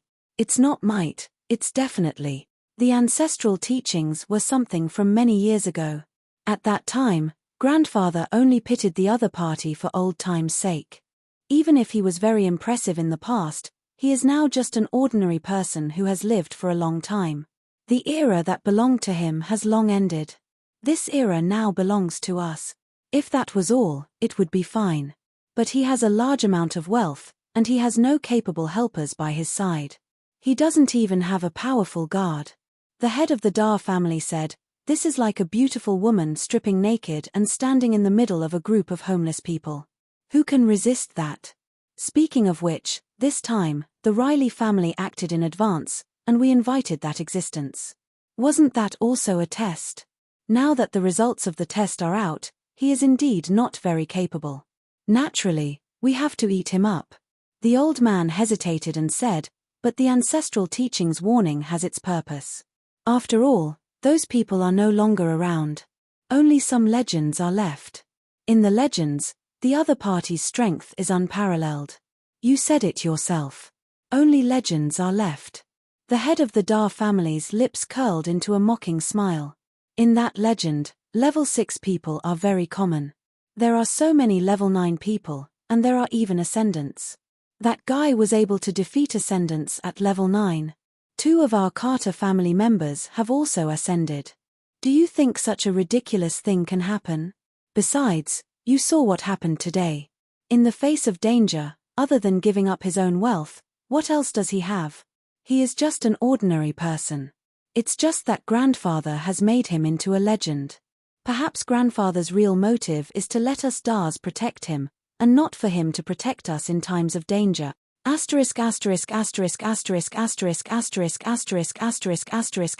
Zi Chen returned to the manor and walked towards the small tree. He was used to sitting beside the small tree. Just as he sat down, a leaf fell to the ground. The leaf disappeared after falling to the ground, as if it had never been there. Zi Chen's calm eyes were filled with surprise. It's not time yet. Why did the leaf fall? Another leaf fell to the ground. In the past, it would fall once every 10 years, but today seemed a little different. The third leaf fell. Zi Chen said in a low voice, did it sense my emotional fluctuations? The 4th, 5th, and 6th leaves fell as well. As the 6th leaf fell, Zi Chen's face gradually aged, as if he had lived for 60 years. His senses were very sharp, so he could feel the changes in his body. He smiled bitterly and looked at the small tree. Old friend, it seems that you can't hold on much longer. The small tree was yellow and withered, as if it would reach the end of its life at any time. In the past 100 years, he had seen too many deaths. The people he had saved back then had all died. Carter had left behind many legends, but they were just legends. Looking at the 13 leaves on the small tree, Zichen said, "If this goes on, it seems that I can't hold on for much longer." He raised his head and looked at the sky. "Have we all been disappointed in this world? But if we leave, what will happen to our friends when they come back? Looking around, they don't see any old friends. How sad will they be when the fetters and perseverance in their hearts are gone? No matter how disappointed we are with this world, we should hold on until we see them for the last time. Even if we can't change anything, we should at least say thank you to them." Zichen called all the servants in the manor over. They were obviously shocked when they saw the changes in Zichen. It had only been one day, but he had become so old. Zichen gave everyone a large severance pay, enough for them to live happily for the rest of their lives. When they left, all the servants saluted Zichen reluctantly and then said goodbye. Zichen waved his hand at them and said thank you. "Thank you for taking care of me all these years." Now, he was the only one left in the manor, which seemed lonely and desolate. Fortunately, the small tree was still there. The next day, the leaves stopped falling, which seemed to indicate that Zichen's mood had calmed down again. Under normal circumstances, 13 leaves could last for 130 years. But with such a big thing happening, even Zichen was not sure what the future would be like. Miracle City ushered in a change of power. The Riley family entered the city and tore up all the previous agreements with the shops, taking 1/5 of the original business for themselves. But compared to the huge Miracle City, the Riley family was obviously not satisfied with 1/5 of the business. Because this was 1/5 of the business from 100 years ago. In these 100 years, Miracle City was constantly expanding under the management of the Dahl family. After the expansion, they did not give Zichen the share. As the most powerful family for 3 generations, the Riley family naturally could not allow the Dahl family to monopolize the business. So, on the surface, they started a conflict of interest with the Dahl family. At the same time, their eyes fell on Zichen. Because although the business that Zichen occupied was 100 years ago, it had long become the core area. Its value was extremely high, and everyone was jealous. On this day, a person came to Zichen's manor. Bang! The manor's door was kicked open, and a strong man carrying a large knife walked in. Zichen sat beside the small tree and glanced at the other party. A storm was coming. At this moment, a leaf fell from the small tree. There were 12 more. "You're the owner of this place. The legendary existence." The other party came to Zichen's side and raised the large knife in his hand.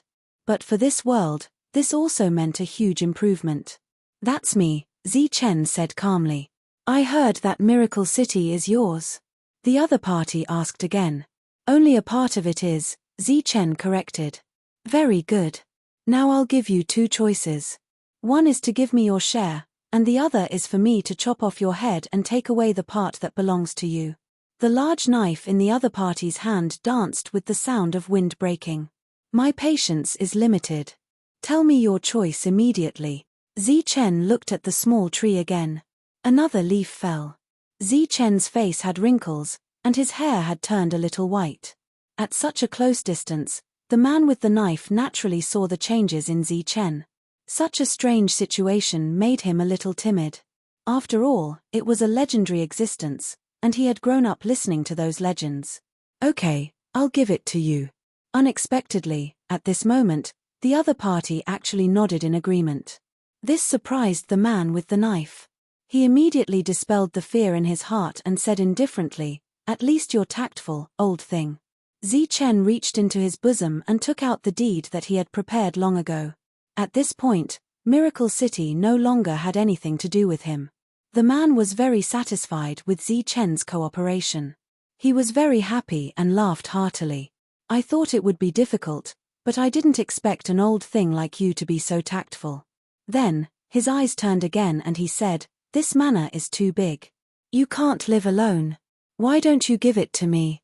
Of course, you can also choose to refuse. It just so happens that my knife is thirsty." Zichen looked at the man and said, "Are you sure you want this manor?" Looking at the calm other party, the fear in the man's heart that had dissipated emerged again. However, he naturally couldn't show it. He raised the knife and swung it a few times in the air before saying, "Of course, my thirsty knife can cut through everything in the world." Zichen said calmly, "I can give you the mana, but I have to live here because I have to take care of it." As he spoke, another leaf fell from the small tree. The man with the knife looked at the small tree with a few withered leaves left and said, "It's almost dead. What's the use of it? When it withers, I'll leave." In the blink of an eye, 3 leaves had fallen, and the remaining 10 wouldn't last long. Thus, the other party nodded and agreed. "All right then. Seeing that you're homeless, I, Uncle Luke, will kindly take you in." Luke left with the title deed and house deed. This was definitely an unexpected gain.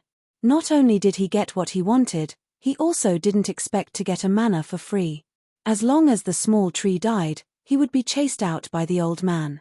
However, what he couldn't get rid of in his mind was still that legendary scene of him suddenly growing old. It was too strange. After losing Miracle City and the mana, Zichen's emotions didn't fluctuate much. He just felt some regret. He thought that he would be able to live out more than 200 years in peace. He didn't expect that in less than half of that time, human nature would be completely exposed in front of him. There was disappointment, and the waiting was real. He didn't guess whether Luke was from the Dahl family or the Riley family. From today onwards, he, who had nothing, became a true spectator in this world. He was watching the passing of time, watching the various changes in life, and also waiting for the return of the friend he had been waiting for. Luke moved in without restraint. After searching for a while, he found Zichen's wealth and was immediately excited. The next day, there were more than 10 beautiful maids in the manor who were in charge of Luke's daily life. Zichen's identity became an old butler who didn't care about anything. Every day, he was only responsible for watering a dying small tree. Every night, Luke's life was very uneasy. One night, a month later, Luke was drinking outside and got into a conflict with someone. He picked up his thirsty broadsword. When he was discovered, the broadsword was on his own neck. Fresh blood flowed down the blade. He didn't know if it was because he had drunk enough blood. If he could choose again, he didn't know if Luke would still be willing to exchange the rest of his life for this 1 month of glory and wealth. The manor had a new owner. This owner didn't change the servants. Clearly, he thought that Luke had good taste. Zichen was still watering the tree. He turned a deaf ear to what was happening outside. The second owner didn't live for more than half a month before dying an unnatural death. Then there was the third, and the fourth. Fallen leaves fell one after another. This manor was like a pugilistic world. There were constantly people fighting over it. Gradually, it changed from the initial secret struggle to the final open struggle. 2 groups of people were fighting to the death here. Zichen still didn't care about this. He continued watering the small tree with spirit water. It was as if he was in a different world from the battle not far away. Those who were fighting also had a tacit understanding. No matter how much they fought, they didn't spread the flames of war to Zichen. This manor was in a remote area 100 years ago. But 100 years later, this was a good location and was worth a city. After knowing that the legend was just an empty shell, everyone's heart was filled with greed. Blood flowed like a river. It was unknown how many people had died in this manor. The sounds of fighting in the manor suddenly stopped. Outside the manor, 2 groups of people rushed in. One was the Dahl family and the other was the Riley family. The heads of the 2 families appeared. They finally walked out from behind the scenes. Zichen sat beside the small tree, watching the leaves fall and disappear one after another. Only the last leaf was left. Asterisk asterisk asterisk asterisk asterisk asterisk asterisk asterisk asterisk asterisk. The battle stopped and the crowd parted. They also took away the bodies of their companions. The 2 family heads walked in from outside the manor. The head of the Dahl family looked at the messy manor and couldn't help but show a trace of anger. He scolded, "What nonsense! What do you think this place is?" The head of the Riley family also said with dissatisfaction, "This is the residence of a legend. How can you be allowed to do as you please?" "What legend? Legends are all fake. He's just an old turtle that has lived for a long time." A disdainful voice came from the front. Chen was still watering the tree. Even if there was only one leaf left, he didn't care about the deliberate mockery. The head of the Dahl family came in front of Chen. He looked at Chen, who was sitting beside the small tree, and said, "Sir, I just heard that something happened here. I just found out that you lost your share of the miracle city and your manor. It had been a year since the knife-wielding Luke came here." The news from the Dahl family came a little too late. At this time, Lot also came to Chen's side and said, "I just happened to come across a title deed and a house deed. I don't know if you lost them. If you really did lose them by accident, I can return them to you now. After all, in the history of Carter, you are the legendary hero who saved Carter." Immediately, laughter came from behind. The legendary hero who saved Carter? I think is more like an old turtle. He was obviously a coward who gave away the things. Today, I want to see if he has the face and guts to say that he lost them by accident. The head of the Dahl family said, "Don't worry. If you really lost them by accident, they are yours. The Dahl family will help you get them back. You don't have to worry about anyone." Lot also smiled and said, "That's right. If you really did lose them, I will naturally return them to you." Chen put down the water ladle that he had been using for many years and looked at the two family heads. He clearly knew that he was going to die today, but his expression was still calm. He said, "How boring." The two of them were a little confused. The head of the Dahl family showed a look of dissatisfaction. "Just say whether you lost them or not. Why are you talking about interesting and boring in front of us?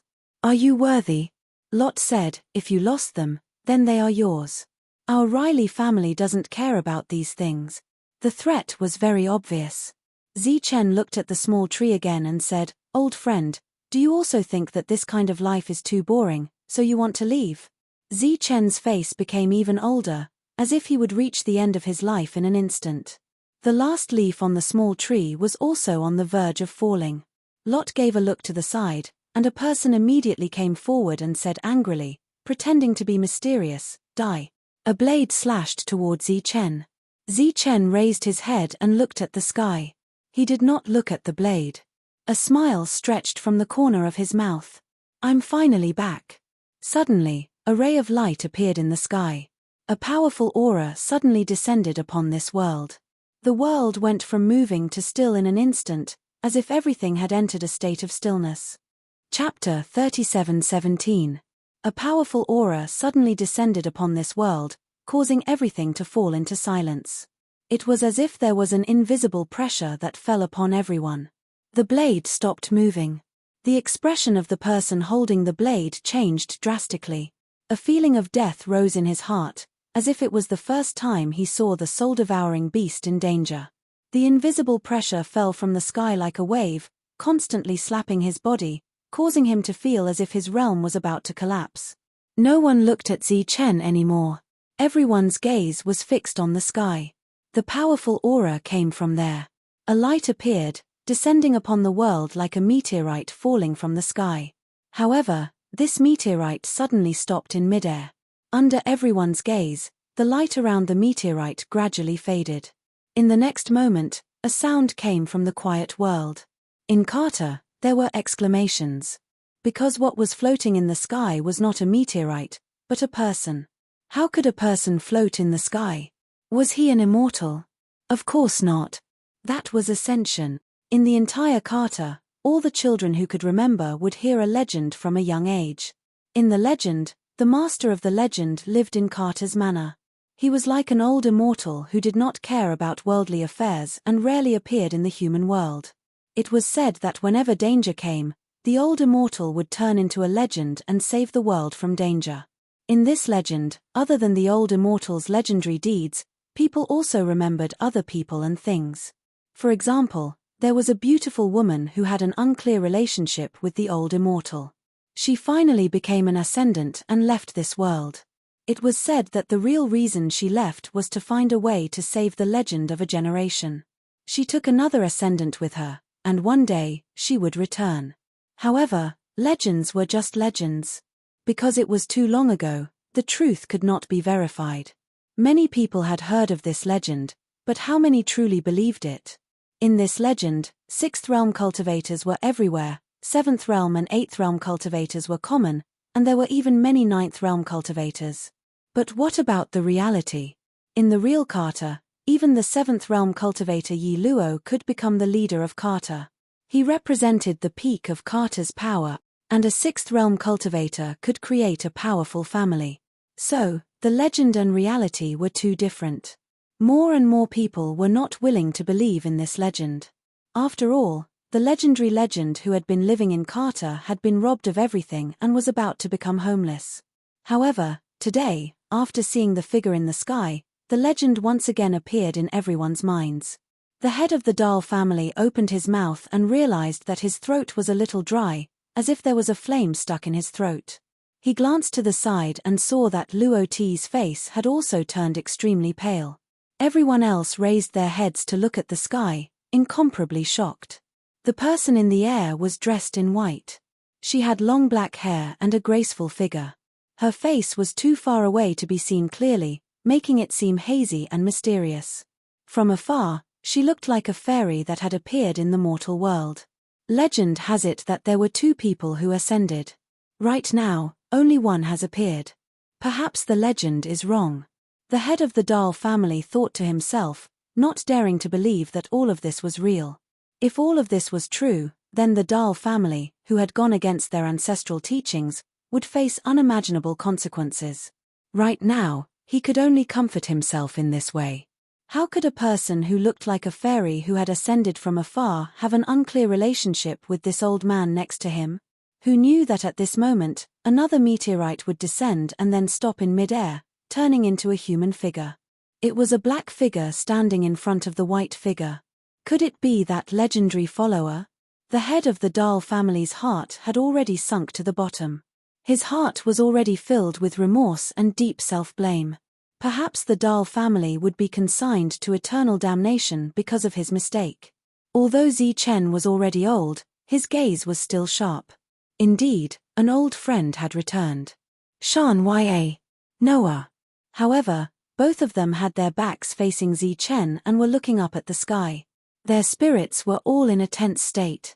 Moreover, Zichen could sense that the aura of both of them was not right. Both of them should have been injured. The smile on his face faded. Beside him, the only withered leaf on the small tree began to tremble as if it would fall at any time. At this moment, a voice came from beyond the sky. "Haha, you've finally escaped to your old nest. This is where you live. It's really too low class." As this voice rang out, a figure descended from the sky. It was the 3rd person who had ascended. When had the people of Carter ever seen such a scene? They were almost petrified. But soon, they realized that this was just the beginning. Then, a 4th, a 5th, and a 6th ascender appeared. The surging pressure between heaven and earth grew stronger and stronger. Many people felt that it was difficult to breathe. "Huliver, what do you want?" A cold voice rang out. Zichen could tell that it was Noah's voice. "What do I want? What do you think?" The ascender named Huliver smiled coldly and said, "Of course, I want to kill you and bring the little girl back. Don't go too far. You're so relentless in your pursuit. At worst, we'll fight to the death." A female voice rang out. It was Shan Ya. One could tell that she was very angry at this moment. "Fight to the death? Are you worthy?" Huliver waved his hand indifferently and said, "Do it. Kill the man and bring the girl back." This was the first time that the people of Carter had seen such a scene. They were all confused. Could it be that the legendary ascenders also had enemies? And it seemed that the ascenders of Carter had escaped and returned. It was not as the legend said, that they had found a way to restore the soul power of a legend. The king had returned. The legend was true. There were 2 ascenders in Carter, and they had returned. However, the family head of the Dahl family was not worried at all because the 2 ascendant realms were in danger. Once the 2 of them died, everything here would belong to him. Lot also heaved a sigh of relief. Obviously, he had the same plan as the patriarch of the Dahl family. However, in the next moment, everyone's hearts tightened. Even their faces were filled with fear and despair. This was because the ascender had said something that he did not suppress. Destroy this world and kill everyone. Huliver, are you from the Hu family? A cold smile appeared at the corners of Zichen's mouth as a sharp glint burst out from his eyes that were as calm as an ancient well. It was as if a sharp blade had been unsheathed, revealing its sharpness. After so many years, I almost forgot about you. I didn't expect you to show up of your own accord. Zichen stretched out his hand and placed it on the small tree. Old friend, this time, it's really time to go. On the small tree, the last leaf that was on the verge of falling fell. The leaf disappeared. The small tree withered instantly. Zichen's aura also weakened at this moment. It was as if it was going to disappear in the next moment. But his eyes were still very bright and sharp. At this moment, a golden light appeared from the withered small tree. Chapter 37:18. There was no suspense in the battle in the sky. With the advantage in numbers, Shan Ya and Noah were both suppressed. The battle continued to descend, bringing with it terrifying energy waves. The earth was trembling, and the mountains in the distance began to shake. It was a sign of the end of the world. If the battle in the sky reached the ground, the aftermath of the battle would affect this world even if the Ascenders did not deliberately make a move. If the new leader of Carter could activate the defensive light of Heaven Grind God, he might be able to block the attack. Unfortunately, Yi Luo did not have such strength. He only knew how to use Heaven Grind God to create the Life Spirit fruit to strengthen the Riley family. The whole of Carter, and even the whole world, was in despair. Under the pressure in the sky, both the Patriarch of Da and Lot felt their insignificance. Compared to the existence in the sky, they were simply the smallest ants on the ground. At this time, they noticed Zichen's abnormal situation and felt his vitality fading away. S3, they, who were already in despair, became even more angry. Danger is coming. Why didn't you, the legend of the generation, stand up and resolve the danger? Are you going to die? You old bastard, why did you have to wait until now to die? Zichen's breath was extremely weak, but at the moment of his death, a golden light suddenly appeared from the side. The small tree that had disappeared along with Zichen suddenly surged with a strong vitality. Countless golden lights bloomed, and the surging vitality surged out of the small tree, enveloping the surroundings. Then, Lot and the others saw that the small tree that should have withered regained its vitality. Under the golden light, the withered tree became plump again. It was still the same size as before, and did not continue to grow. The originally bare tree became green. It was a leaf. 1p, 2p, 3p. The green light flickered, and a green leaf grew. Lot and the others looked at this scene in shock, as if they did not even care about the battle in the sky. They saw the small tree revive. They saw a flower bloom. On the small tree, 3 flowers appeared. The flowers were golden, and they slowly grew and bloomed. The golden light illuminated the surroundings, dazzling everyone. Amidst the blooming flowers, countless amounts of pollen flew into the air. When the pollen entered one's nose, it was as though one had taken Miracle Y, making one feel refreshed. It was as though the surrounding pressure was dispelled significantly. Zichen stood beside the small tree. His aged face seemed to have gained an additional layer of dignity. His previously stooped back seemed to have become taller at this moment. At this moment, Zichen had become extremely mysterious. The head of the Dahl family cried out involuntarily, "My lord, what is going on?" Subconsciously, he used honorifics and showed true respect. Luo Ti was also shocked by the changes in Zichen. The people they brought with them were also stunned. As expected, it's still so boring. Zichen said indifferently. His tone was still calm, but at this moment, it was clearly different from before. Actually, they were all the same. What was different was their state of mind. Do you know how everything in Miracle City came about? Zichen's voice was flat and emotionless. It was obtained in the mountains and forests. It was obtained through our labor. The head of the Dahl family mustered up his courage and said, "It does not belong to anyone. It belongs to everyone." If this was heard by others, they would definitely laugh their heads off. That was because the Dahl family had always advocated for Miracle City to be transformed into Miracle City. As expected, that's all you care about. Zichen looked around and said, The evolution of everything from nothing is taken for granted by all of you. Do you know that in this world back then, there was only the soul-devouring beast? Only when the earth has a spirit can everything be revived. Luo and the others were confused. They had no idea what Zichen was talking about. The prerequisite for the birth of all life is the earth that nurtures everything. Zichen pointed to the ground and said, "The spirit power irrigates the earth, and small trees grow on the ground. The small trees have spirit power, and the leaves can be used as food. They can also be used to make tea. Some of the trees bear fruit, and after eating it, one can fill the stomach." This was something that Zichen had known since 100 years ago. That was because he had seen the process of the evolution of soul energy. He had seen the small beasts that had yet to mature at the end of this strange land. And the prerequisite for all of this was that the earth had soul energy. With soul energy in the water, some fish that could be eaten by everyone was born. Zichen had brought back the small tree that he had discovered by accident. From that day onwards, he knew where his future lay. Everything with a spirit evolved like this.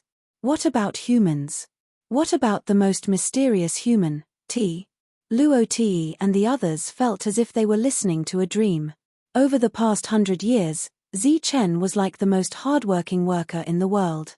He had continuously used spiritual water to irrigate the earth before him, causing the ground where the small tree was to constantly change. Therefore, after more than 100 years of perseverance, the earth finally reciprocated, causing the small tree that was about to wither to be stimulated with vitality. That was the case for the small tree, and it was the same for him.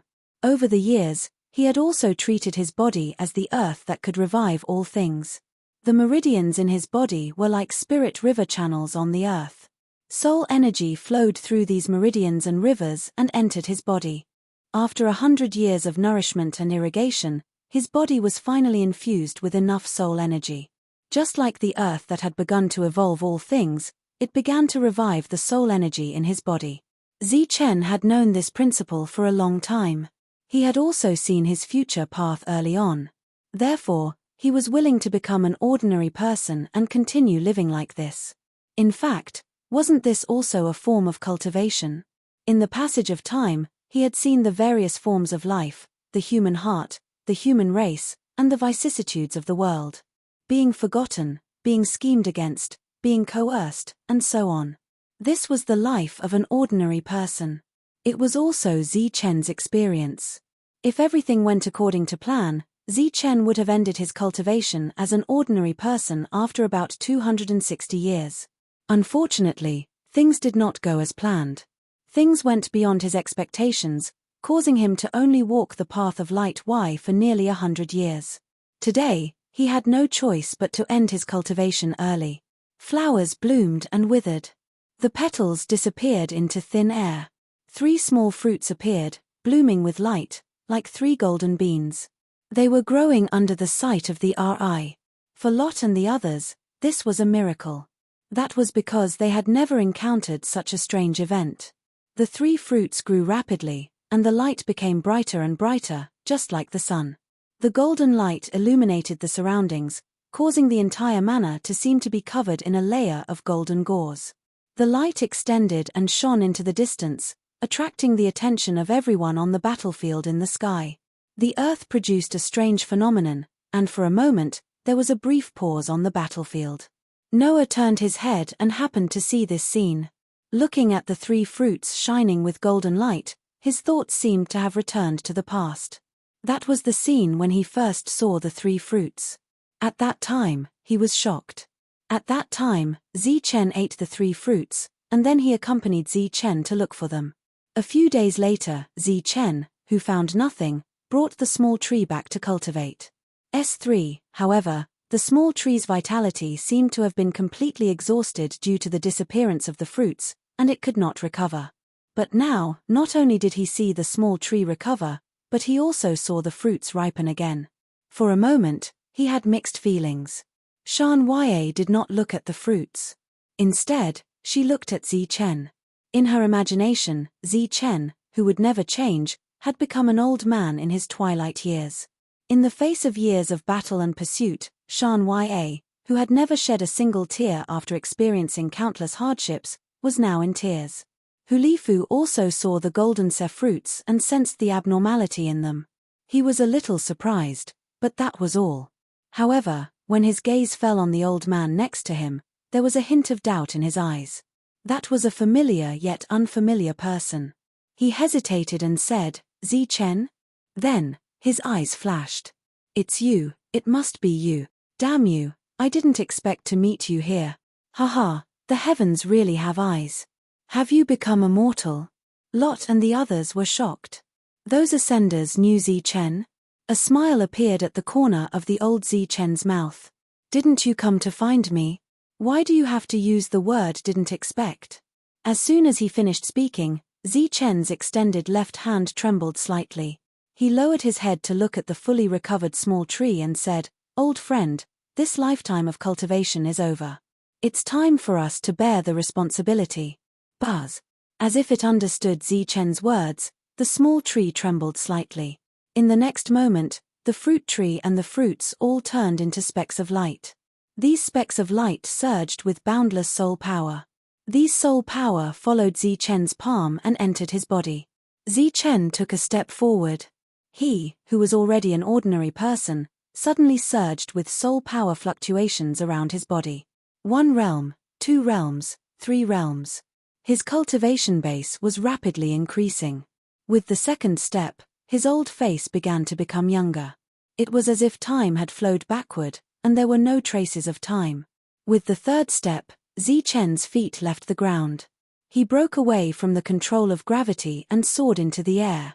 Chapter 37:19. Lot's life was very exciting because he was the first leader after Liang Bao. Not only was he talented, but he also had an extraordinary mind.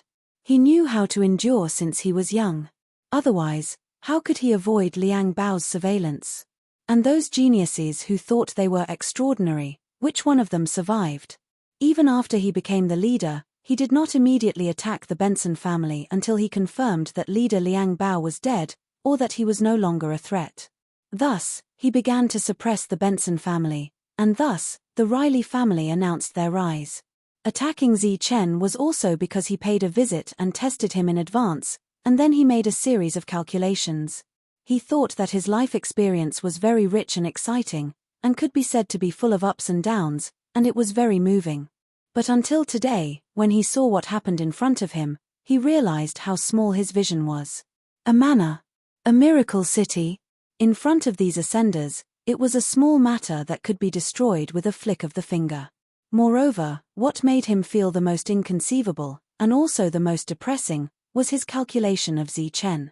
He thought that everything was fine, but in fact, the other party had already seen through everything. At first, he thought that so what if he saw through it? But now, he knew that it was not that the other party did not have a way, but that he did not care. It was like the master of a manor, watching the monkeys in the yard play. A powerful aura was released from Zichen's body. At this moment, another ascender appeared in this world. Zichen's body rose into the air, and flew towards the battlefield in the air. At this moment, everyone's eyes fell on Zichen. After being a spectator for more than 100 years, Zichen returned today and became the focus of everyone again. Except for a few people, many people in Carter, after guessing Zichen's identity, cheered loudly. Some people were so excited that they cried. They kept muttering, "The legend is true." In the time of danger, a legend of a generation stood up. However, there were also some people who felt incomparably bitter in their hearts. For example, the 2 family heads who were currently in the manor, the one who was holding a blade and preparing to hack Zichen to death, and the one who had been instructed to deliberately ridicule Zichen. There were also other people who had come to the manor to fight to the death. They had never thought that the old man in his twilight years would be able to become a legend once again. Lot smiled bitterly, then shook his head. At this moment, the old man seemed to have aged several decades in an instant. As for the clan head of the Dahl family, he too lost all of his spirit in that instant. At this moment, he finally understood the meaning of the ancestral behest. Unfortunately, he had missed this opportunity. At this moment, he could still vaguely remember the scene when his grandfather passed away. At that time, Zichen was the only one sitting beside his grandfather. His father could only stand behind him. Before his father passed away, he had told him that before his grandfather closed his eyes, Zichen had said, "You will always be my friend." In other words, it was Zichen's words that made his grandfather close his eyes with a smile. All this time, he had never understood the meaning of this. Only at this moment did he suddenly understand. Because his grandfather had long predicted that this day would come. As long as the relationship between the two sides existed, the Dahl family would never fall. And once Zichen's soul force returned, it would be the time for Da's family to dominate. Just like today. Unfortunately, such a good situation had been completely ruined in his hands. Zichen did not know the complicated emotions of the people below. After his cultivation in this life ended, when his soul power returned, Zichen no longer had any karma with this world. Just like how he came to this world with nothing, now he had nothing. He was in mid-air. Shan Ye looked at Zichen, who had recovered his appearance and even had a breakthrough in his realm. She rushed forward excitedly. 100 years of longing made her no longer have any scruples. She directly threw herself into Zichen's arms. Tears of joy. Tears streamed down her face. Everyone below saw this scene. This confirmed some of the legends between the two. "You really came back." Noah looked at Zichen with an extremely emotional gaze. After meeting Zichen's gaze, he said helplessly, "We really had no way out. We could only choose to come back. If you didn't come back, we would have really become sinners." Zichen nodded at Noah, then gently patted Shan Ye's back. Shan Ye was still crying, as if she wanted to cry out all the grievances that had been suppressed in her heart for the past 100 years. Hulifu stared at Zichen with a gloomy expression. Zichen gently comforted Shan Ye and said, "All right, the grievances that you have suffered all these years, today it's time to get them back." Shan Ye left Zichen's arms. Zichen walked forward. The other 3 Soul Void Realm experts immediately went towards Hulifu. It could be seen that their expressions had become very solemn, and they no longer had the arrogance from before. Zichen stood 10 feet away from Hulifu and said, "In order to find my location, you have put in a lot of effort." Hulifu's gaze changed and said, "What do you mean?" A cold smile appeared at the corners of Zichen's mouth. "The reason why you guys chased after the 2 of them, isn't it because of me?" "Humph." Hulifu snorted coldly and said, "Don't flatter yourself. Who would care about you here? Our goal is only for this young lady. She is the woman that Lord Ghost King has taken a fancy to." Zichen's gaze moved away from Hulifu and landed on the other 3 people. These 3 were all strangers, but at this moment, there was vigilance in their eyes. Zichen said, "Looks like the 4 of you are together. I wonder how many of you trash have come to this trial." "Cut the crap. Zichen, we are not targeting you this time. Therefore, this matter has nothing to do with you." Hulifu said proudly, "If you insist on interfering in this matter and anger Lord Ghost King, then I'm sorry, Lord Ghost King will directly deprive you of the right to participate in the trial. At that time, you can only obediently scram back." Zichen looked at Noah. Noah said, "There is indeed a Ghost King. He is very powerful and is the king of a region. Our original intention was to find something that could help you, but we did not expect that Shan Ye would be noticed by the Ghost King. All these years, she has been hiding." "Haha, Zichen, you heard that right? No one can go against Lord Ghost King's will." Hulifu laughed and said, "I see that this little girl has a good relationship with you, so for the sake of your trial qualification, you should persuade her. As long as she follows Lord Ghost King, not only will her future achievements be limitless, even your low-level world will be able to obtain a lot of benefits. It is even possible for your world to be included in the Ghost King's territory. Of course, if you don't agree, then everyone will die." Although the people in Carter did not understand Hulifu's words, they could feel his killing intent and his disregard for life. Each and every one of them was frightened. Zichen's expression did not change much. He looked at Hulifu and said, "Are you done?"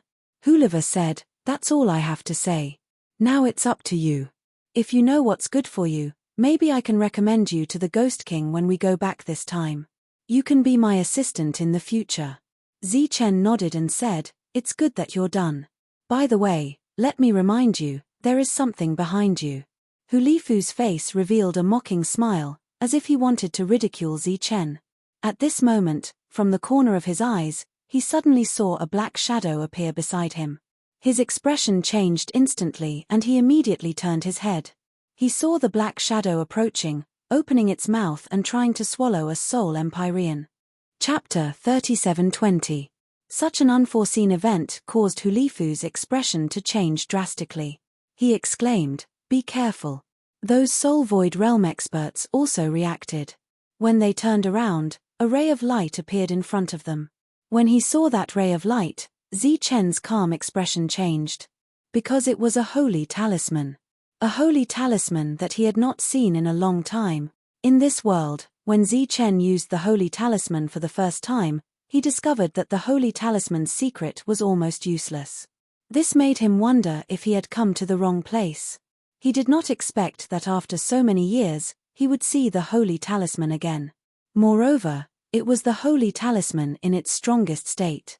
This time, it was no longer a mere appearance, but a true terror. On the holy talisman, a light flashed, and ripples surged out. Among the ripples, a long spear flew out. The surrounding temperature suddenly dropped, and an icy aura spread out. Buzz! The ice-long spear trembled and directly attacked the underworld ghost in front of it. The underworld ghost opened its mouth, and countless ripples surged, forming a huge vortex. When the long spear came in contact with the ripples, it began to shrink and was finally swallowed by the underworld ghost. After swallowing the opponent's attack, the underworld ghost did not slow down. It moved forward again, and under the shocked gaze of the soul void realm expert, it swallowed him along with the holy talisman. After so many years, although the underworld ghost did not appear in the world, it had not disappeared. Since it refined that young man 100 years ago, it had become even stronger. One person was swallowed, and the situation was instantly reversed. With the underworld ghost, Zichen's side clearly had the advantage. Below, there were already cries of surprise. In the legends, there was naturally a part about the underworld ghost. It was said that it was a legendary pet of a generation. Zichen, you dare to disobey the Ghost King's order? Hu Lifu stared at Zichen, a cold light flashing in his eyes. Zichen said, "Do you know what I have been doing all these years?" Hu Lifu was stunned when he heard this, and he was somewhat puzzled. "I have been observing people, observing everyone in the world." Zichen said, "I can see through a pretentious guy like you at a glance." Zichen walked towards Hu Lifu. "You might be able to fool others, but you can't fool me. It's definitely not a coincidence that you're here. Your real goal should be to kill me. As for now, do you feel that you can't kill me, so you want to find an excuse to escape? Impudent! How dare you disrespect the Ghost King? Die!" Hu Lifu was enraged. He stretched out his hand and pressed towards the sky. A holy talisman flew out in front of him and directly into the sky. In the next moment, the Saint rune exploded. Boundless energy surged in the sky, and a large net appeared out of nowhere. A terrifying aura circulated on the large net, as if it was formed by countless blades. The pressure in the entire world once again became terrifying. There was a world-destroying might that swept through every place. "Not good," Shan Ya exclaimed as a soul weapon appeared in her hand. It was the soul weapon that Zichen had given her. The soul weapon was like a bolt of lightning that tore through space. It flew up into the sky and slashed at the net. Clang! A sonorous sound rang out. The soul weapon was blocked and turned back, its light dimming significantly. Shan Ya's expression immediately changed. She never knew that Hu Lifu had such a powerful attack. "Little girl, don't be surprised. This holy talisman wasn't meant to deal with you. I've played with you for so long. Now, I'll show you my true strength." Hu Lifu sneered with a smug look on his face. Zichen glanced at Hu Lifu and smiled indifferently. The large net fell from the sky. Zichen stretched out his hand and made a move to raise the sky. Boundless soul power surged from his palm, causing the space around him to begin to distort. The large net fell and came into contact with Zichen's palm print. Kai, Kai, Kai, Kai. It was as if silk was torn apart by a great force. True energy shot out in all directions, leaving white traces in the air. Shan Ye stood beside Zichen. Feeling the terrifying power above her head, her beautiful face became incomparably pale. Beside her, Noah was not much better. If Hulava had used this move from the beginning, how could he and Shan Ye have lasted for so many years? It seemed that everything was as Zichen said. This was premeditated. This was a trap to target Zichen, but how did Hulava know that Zichen was in their world? Just as this doubt appeared in his mind, Noah, who was slightly distracted, heard the cracking sound again. When he came back to his senses, he saw that the large net was blocked. Moreover, the soul power surging out from Zichen's fist had begun to spread toward the large net. Occasionally, 1 or 2 flashes of lightning could be seen. The cracking sound was the sound of the large net breaking bit by bit. Zichen did not look at the large net above his head. Instead, he looked at Hulava, who was outside the large net. His eyes were extremely cold, as if he was looking at a dead man. Seeing that the large net was showing signs of breaking, the smile on Hulava's face froze. The expressions of the 2 people beside him changed drastically. Almost subconsciously, the 3 of them retreated at the same time. Break. Zichen only said one word. The large net, which was in a stalemate, collapsed with a bang. Boundless soul power spread out like a wave of soul power, spreading in all directions. Zichen's body was hit by the wave of soul power and then directly dissipated. Exclamations came from below.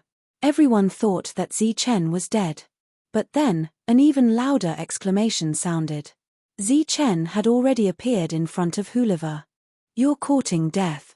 Although the 2 people beside Hulava were very frightened, they could not watch Zichen kill Hulava. Therefore, the 2 of them directly attacked with holy talismans. One on the left and one on the right. The holy talisman shattered and turned into a powerful attack that devoured Zichen. Noah, who was behind them, shook his head. This was the truly terrifying battle they had encountered in the past 100 years. Those who could use holy talismans attacked with their full strength, unlike when they were fighting with the 2 of them, who only relied on numbers and soul power to suppress. Whoosh! Zichen's body seemed to have turned into a wisp of green smoke and directly disappeared from the 2 powerful attacks. Then, he appeared in front of Hulava, who was retreating. At this moment, another holy talisman appeared above Hulava's head. The holy talisman was activated and a light fell down, enveloping Hulava like a transparent eggshell. And in the eggshell, another holy talisman appeared in Hulava's hand. As this holy talisman was activated, a huge light array appeared under his feet.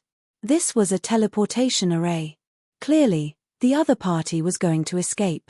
Through the light barrier, a cold smile appeared on Hulava's face once again. At the same time, he reached out and wiped his neck. The threat could not be more obvious. He only needed an instant to escape. Naturally, he was not afraid of Zichen and confidence appeared on his face again. But he was a little sad that he had wasted a defensive talisman and an even rarer escape talisman. At this moment, Zichen, who had already placed his hand on the light barrier, spoke again. "Break." It was still a single word. Immediately, cracks appeared on the eggshell light barrier. Under Hulava's shocked expression, the eggshell light barrier exploded with a bang. Chapter 37:21. It only took an instant to go from heaven to hell. Looking at Zichen, who was so close to him, Hulava's heart sank. Because the unforeseen event happened too quickly, he didn't have time to change his expression. Zichen's palm, after easily breaking through the defense, pressed against his chest. The floating fragments of the eggshell streaked across the 2 of them. Hulava saw Zichen's cold and emotionless eyes, and the fear in his heart rose to the extreme. This is too strong. At this moment, after recovering his soul power and even reaching a higher level, Zichen's personality also changed. He went from a bystander to a participant in a world. Under the immersion of the situation, all kinds of emotions naturally arose from his heart. At this moment, Zichen was no longer a saint who didn't show any emotion in the face of anything. Instead, he became a person of flesh, blood, and emotions. Thus, The killing intent that had disappeared for 100 years reappeared in his heart. This time, he still only said one word. Destroy. It was no longer the previous break. The surging soul power seemed to have turned into the power of the Grim Reaper, surging into Hulaver's body and forcibly destroying his vitality. This was a strange power. When Zi-Chen used it at the 9th realm, even the soul void had to face it seriously. This was one of the soul control techniques in the card realm, called the soul destruction technique. With the destruction of his soul power, the crisis of death emerged in his heart. Shrouded by thick fear, Hulaver let out a miserable scream. At the same time, this was also the last sound he made in this world. As the sound disappeared, Hulaver's vitality was also extinguished. The light array that appeared under his feet dissipated because there was no energy left to support it. A ray of light appeared in the air, turning into a holy talisman with a few cracks. Zi-Chen reached out and grabbed the holy talisman suspended in the air, at the same time allowing Hulaver's body to fall to the ground. At this moment, the attacks of the two people behind arrived, aiming at Zi-Chen's back. Zi-Chen still didn't move, sizing up the holy talisman. Under some loud cries of alarm from below, the ghost appeared behind Zi-Chen and swallowed the two attacks in one gulp. When the two of them saw this, they retreated in fear. Behind them were Noah and Shan Ya. There was no longer any suspense in this battle. Asterisk asterisk asterisk asterisk asterisk asterisk asterisk asterisk asterisk asterisk sigh. The battle in the sky was nearing its end. The head of the Dahl family let out a sigh. This sigh contained too many complicated emotions. It was a great opportunity for the Dahl family to rise, but he had ruined it just like that. He glanced at Lot, the man who had been fighting with him for a long time. Lot smiled bitterly and said, "I should have thought of it. The reason the other party gave us their biggest bottom line was not because of fear or cowardice, but because they were too lazy to bother with us. Unfortunately, it's too late." Yeah. The head of the Dahl family sighed again. There was deep regret in his eyes, but he was also unwilling to accept this. He didn't want to die, and there was even a strong desire to live in his eyes. At this moment, two more people walked in through the ruined gate of the manor. One of them was an old man who had served Zi-Chen for many years, and the other was Connie. When the head of the Dahl family saw the old man, the will to live in his eyes gradually dissipated. The old man stepped forward and walked in front of the head of the Dahl family with an expressionless face. He said, "It's time to go." The head of the Dahl family looked at the old man and said, "Why? Maybe we still have a chance. Didn't he say that he would always be grandfather's friend? Our Dahl family still has some ties with him." The old man said calmly, "Maybe, but we have to go." The head of the Dahl family said unwillingly, "Why don't we try? Maybe we can survive." For the first time, there was a hint of anger in the old man's eyes. "Maybe we can succeed, but what if we fail? Do you want the entire Dahl family to die because of your greed? You've already killed yourself and caused the Dahl family to lose the chance to evolve. Don't tell me you still don't repent and want to kill everyone in the Dahl family." The head of the Dahl family opened his mouth, but in the end, he didn't say anything. For the sake of the family's stable development, as the head of the family, he had to bear some responsibility. The old man looked around at the people who belonged to the Dahl family and said, "Don't worry, your family members will live well from now on. As long as the Dahl family exists, we will provide for them until they die of old age." The others lowered their heads and their hearts were like dead ashes.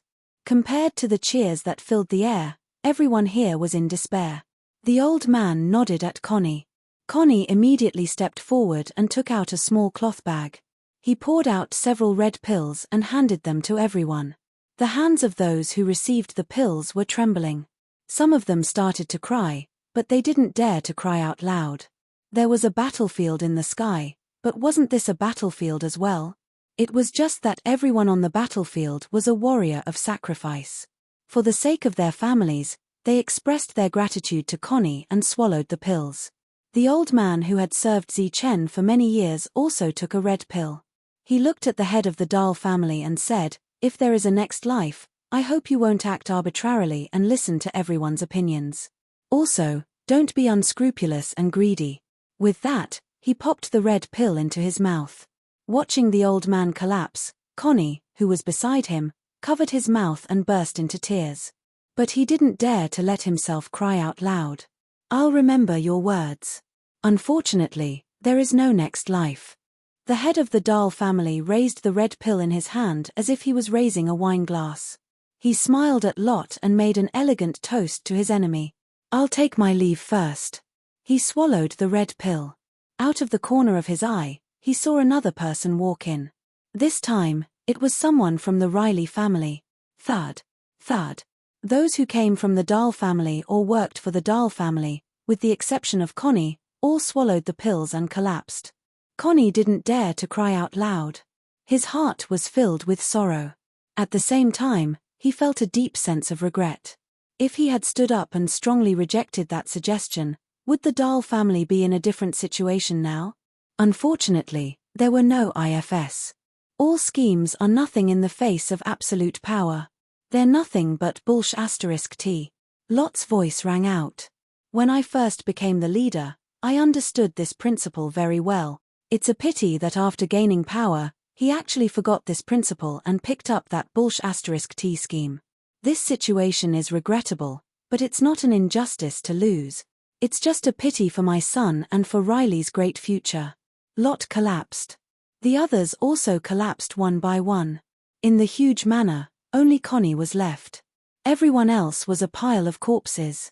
In the leader's mansion, the new leader, Yi Luo, smiled bitterly. "We're still too shallow. We couldn't keep our cool. Wouldn't it have been better if we'd held on a little longer? Or perhaps, if we had left some leeway, wouldn't our current situation have been better?" Yi Luo sat on the leader's seat and closed his eyes. He didn't open them again.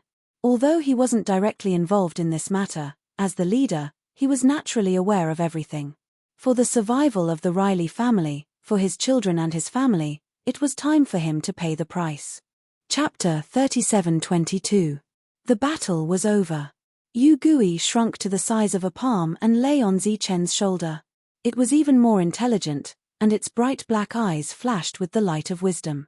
It was hard to imagine that this little thing had devoured two soul illusionary realm experts in this battle. The trouble is finally solved. "I really want to have a good sleep." Noah smiled and said, "You don't know, but we haven't had a good rest for so many years. Now that I'm back, I don't want to leave anymore." "Hey, is this Carter? It's so big now." "Zichen, you're good." Zichen smiled and didn't say anything. "Isn't that your manor? Why are there so many dead people?"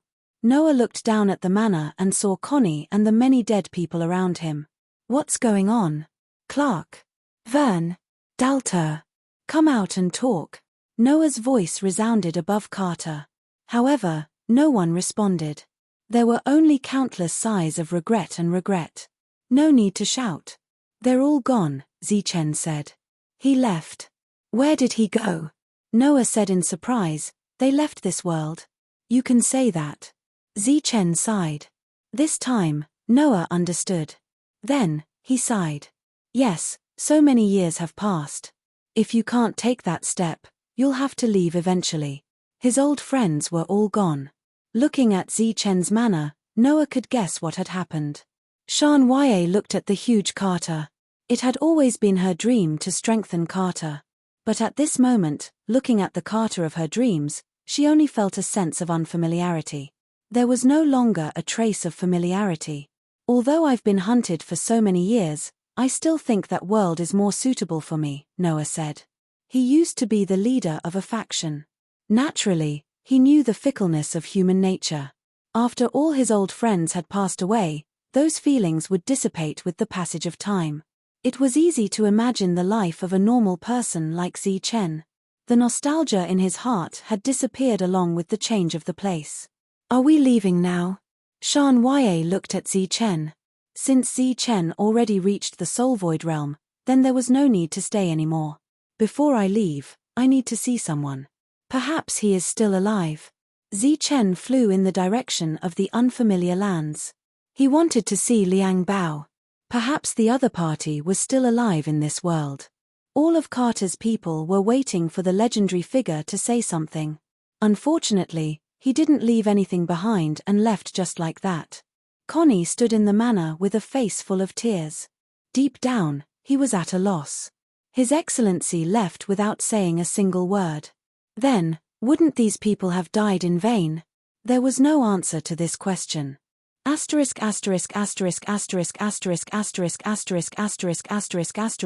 Ya wanted to know what Zichen had been through all these years, but after seeing so many corpses in the manor, she didn't have the courage to ask. With her eyesight, she could naturally see the cause of death of most people. For a moment, her emotions were complicated. When she saw an old man with a vaguely familiar face, she had mixed feelings.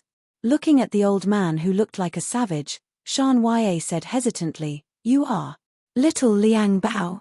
Sister Shan Ya, you are finally back." When the old man saw Shan Ya, he was stunned at first. Then, memories flooded his mind. He burst into tears as if he had been wronged. Noah naturally knew Liang Bao. He was a genius with great potential.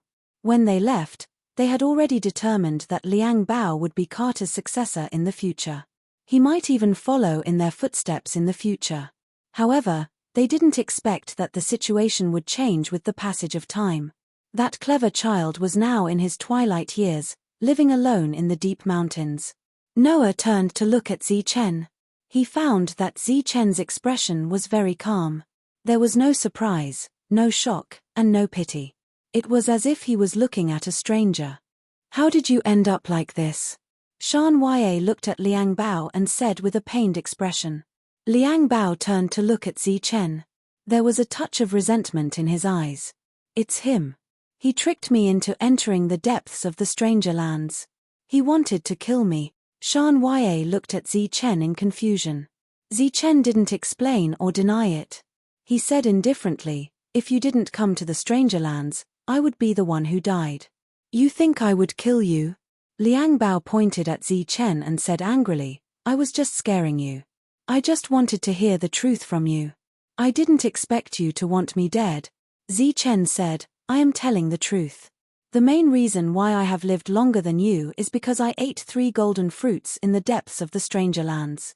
Unfortunately, with your realm, it would take a long time to reach the depths of the stranger lands. If you didn't find anything, your soul power would start to dry up. You wouldn't have the courage to come back. As for whether you would kill me or not, you know the answer best in your heart." Liang Bao said with resentment, "Then why did you come here? To laugh at me?" Zichen said, "I was preparing to leave. So I wanted to see you before I left. It can be considered as cutting off all karma between us." Liang Bao's eyes became more and more resentful. "I shouldn't have been soft-hearted. I should have killed you." Zichen said, "Actually, you weren't soft-hearted. You were just too suspicious. Just like when you told me to come with you to explore the depths of the stranger lands. But after I agreed, you left alone. You were afraid that once you found an opportunity, I would have a hidden method to snatch it away." On Zichen's calm face, there was a trace of regret. "Actually, your talent is really high. Originally, you had a high chance of reaching the empty soul realm. Unfortunately, your mind is not strong enough. Power and greed have slowly eroded you.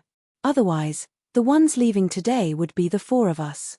Zichen extended his hand and said, "Other than seeing you, I want to bring back something that belongs to Carter." A suction force appeared and something flew out from Liang Bao's body. It was the Carter realm. This belonged to leader Carter. After Clark passed it to Liang Bao, he kept it on him and even brought it to the stranger lands. "This is mine. You bastard, give it to me," Liang Bao shouted angrily. "This belongs to leader Carter." Zichen inserted a strand of soul power. After taking control of the Carter realm, he took out everything that belonged to Liang Bao. "You're leaving?" In the Carter realm, Carter looked at Zichen. Zichen nodded and said goodbye. Carter replied, "Take care." It wouldn't leave.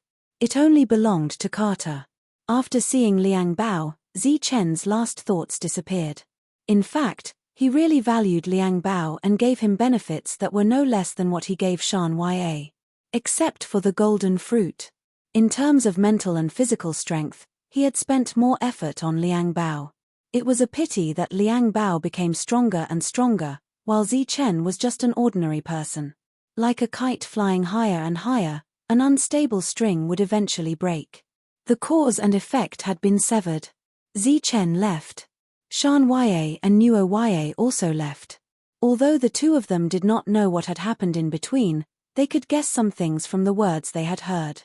After so many years, they didn't expect that after returning, everything would be different. And Liang Bao would spend the rest of his life in the mountains. Compared to those people in the Benson family who didn't even have the rest of their lives, Liang Bao's later years were still not bad. The next day, some people who went to borrow the divine soul sky grinder saw a few words beside it. The symbol of the leader. Chapter 37:23. Looking at the boundless desert in front of him, Zichen was expressionless. Shan Ye and Noah stood on his left and right, both of them silent. Zichen closed his eyes and quietly sensed the state of his body. Soul power rippled in his body, filled with a powerful feeling. Yu Gui was still lying on his shoulder, but at this time, he had already fallen asleep. After a long silence, Shan Ye tilted her head and looked at Zichen, asking, "So, this is ascension?" Zichen opened his eyes and said, "Sort of. But I'm more willing to believe that we've come from a small world to a large world." Shan Ye looked at him blankly. Noah also shook her head. The two of them clearly didn't understand. You can think of Carter as a small isolated place, a part of this world. When your power reaches a certain limit, you can walk out from there and come to this vast world. A light appeared in front of Zichen, and the light faded, turning into a saint talisman. This was a heavenly saint arm. In the outside world, the runes represented one's level, but here, there were no runes. In other words, there were no levels. The heavenly saint arm shattered, turning into a huge arm that moved forward. Its power wasn't as great as Zichen had imagined. Zichen frowned slightly, then took out the other saint talisman and examined it carefully. This was the escape talisman that Zichen had forcibly blocked. Now, there were some cracks on it, but it should be able to be activated. These two saint talismans looked the same. However, as Zichen carefully examined them with his soul power, he found the difference between the two. The talisman paper was different. The Heavenly Saint Arm's talisman paper was a very standard saint talisman paper, but this one was different. Apart from the material, the aura it contained was closely connected to this world. In layman's terms, it was recognized by this world, so it was very powerful. Zichen put away the saint talisman and said, "Tell me about this world. What have you learned?" Noah was a little ashamed. Although she had been here for a long time, she didn't know much about this world. Shan Ye said, "This is the Blue Sand State. The region is extremely vast, and it is famous for producing a type of sand that can be refined into blue crystal particles. There are many cities here, and each city is overseen by an expert." What are blue crystal granules used for? After the blue crystal granules are refined, they will be processed and turned into a blue crystal coin. It is the currency of this area. Shan Ye took out a round stone and said, "This is the blue crystal coin." Zichen took the blue crystal coin. It was a little heavy in his hand. There was a small square hole in the middle of the coin. He applied a little force, but the blue crystal coin did not change at all. The material was very sturdy. At this moment, the sleeping ghost on Zichen's shoulder suddenly opened its eyes. When it saw the blue crystal coin, its eyes lit up. Zichen gently tossed the blue crystal coin into the air. The ghost on his shoulder immediately flew out like a beam of black light and disappeared in a flash.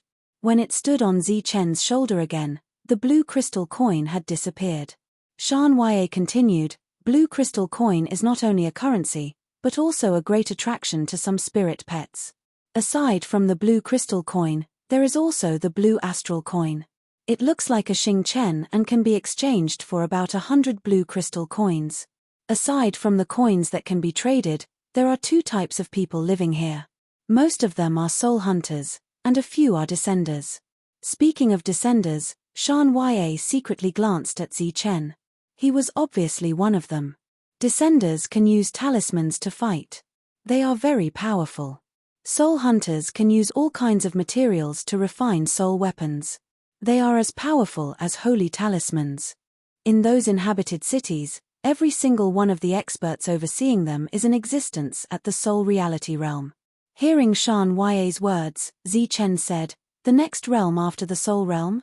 Shan Ye nodded, "Yes." "What about the Ghost King? Is he also at the Soul realm?" Zichen asked. He naturally did not forget Hulifu's words. "He is not. He is at the human soul realm." Zichen frowned. "The realm after the Soul realm?" "Yes." Zichen's expression changed. He did not expect the opponent's realm to be so high. This was troublesome. The Ghost King is not only powerful, but he also controls dozens of cities. His influence is very strong. The area we are in is under the Ghost King's jurisdiction. Shan Ye said hesitantly, "Why don't I return to Carter first and come back after my realm has increased?" Obviously, this was just Shan Ye's excuse. As long as she stayed in Carter, it was almost impossible for her to break through again. Moreover, Shan Ye's intention was clear. She did not want to be a burden to Zichen. Zichen said, "Have you seen the Ghost King?" Shan Ye shook her head, indicating that she had not seen him. Zichen was not too surprised. Based on the Ghost King's strength, if Shan Ye had really seen the Ghost King, how could she go back? Of course, this was only Zichen's guess. Perhaps the Ghost King had taken a liking to Shan Ye, and this was just an excuse to attack him. "Have you seen that young man again?" "Never." Then Zichen was almost certain that the young man was deliberately targeting him. Just like how he had negotiated with Noah, this time he should have reached an agreement with the Ghost King. But what he could not understand was, there were so many trial takers here. Why was the young man targeting him? Could it be that there was something more to this? The two looked at Zichen, obviously waiting for him to make a decision.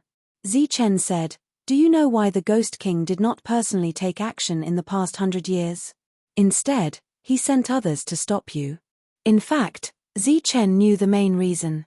At this moment, he asked because he wanted to know more about the Ghost King. "I'm not sure, but there is a private rumor that the Ghost King is secretly doing something very important and has no time to worry about other things." This time, it was Noah who spoke. He had secretly inquired about the Ghost King.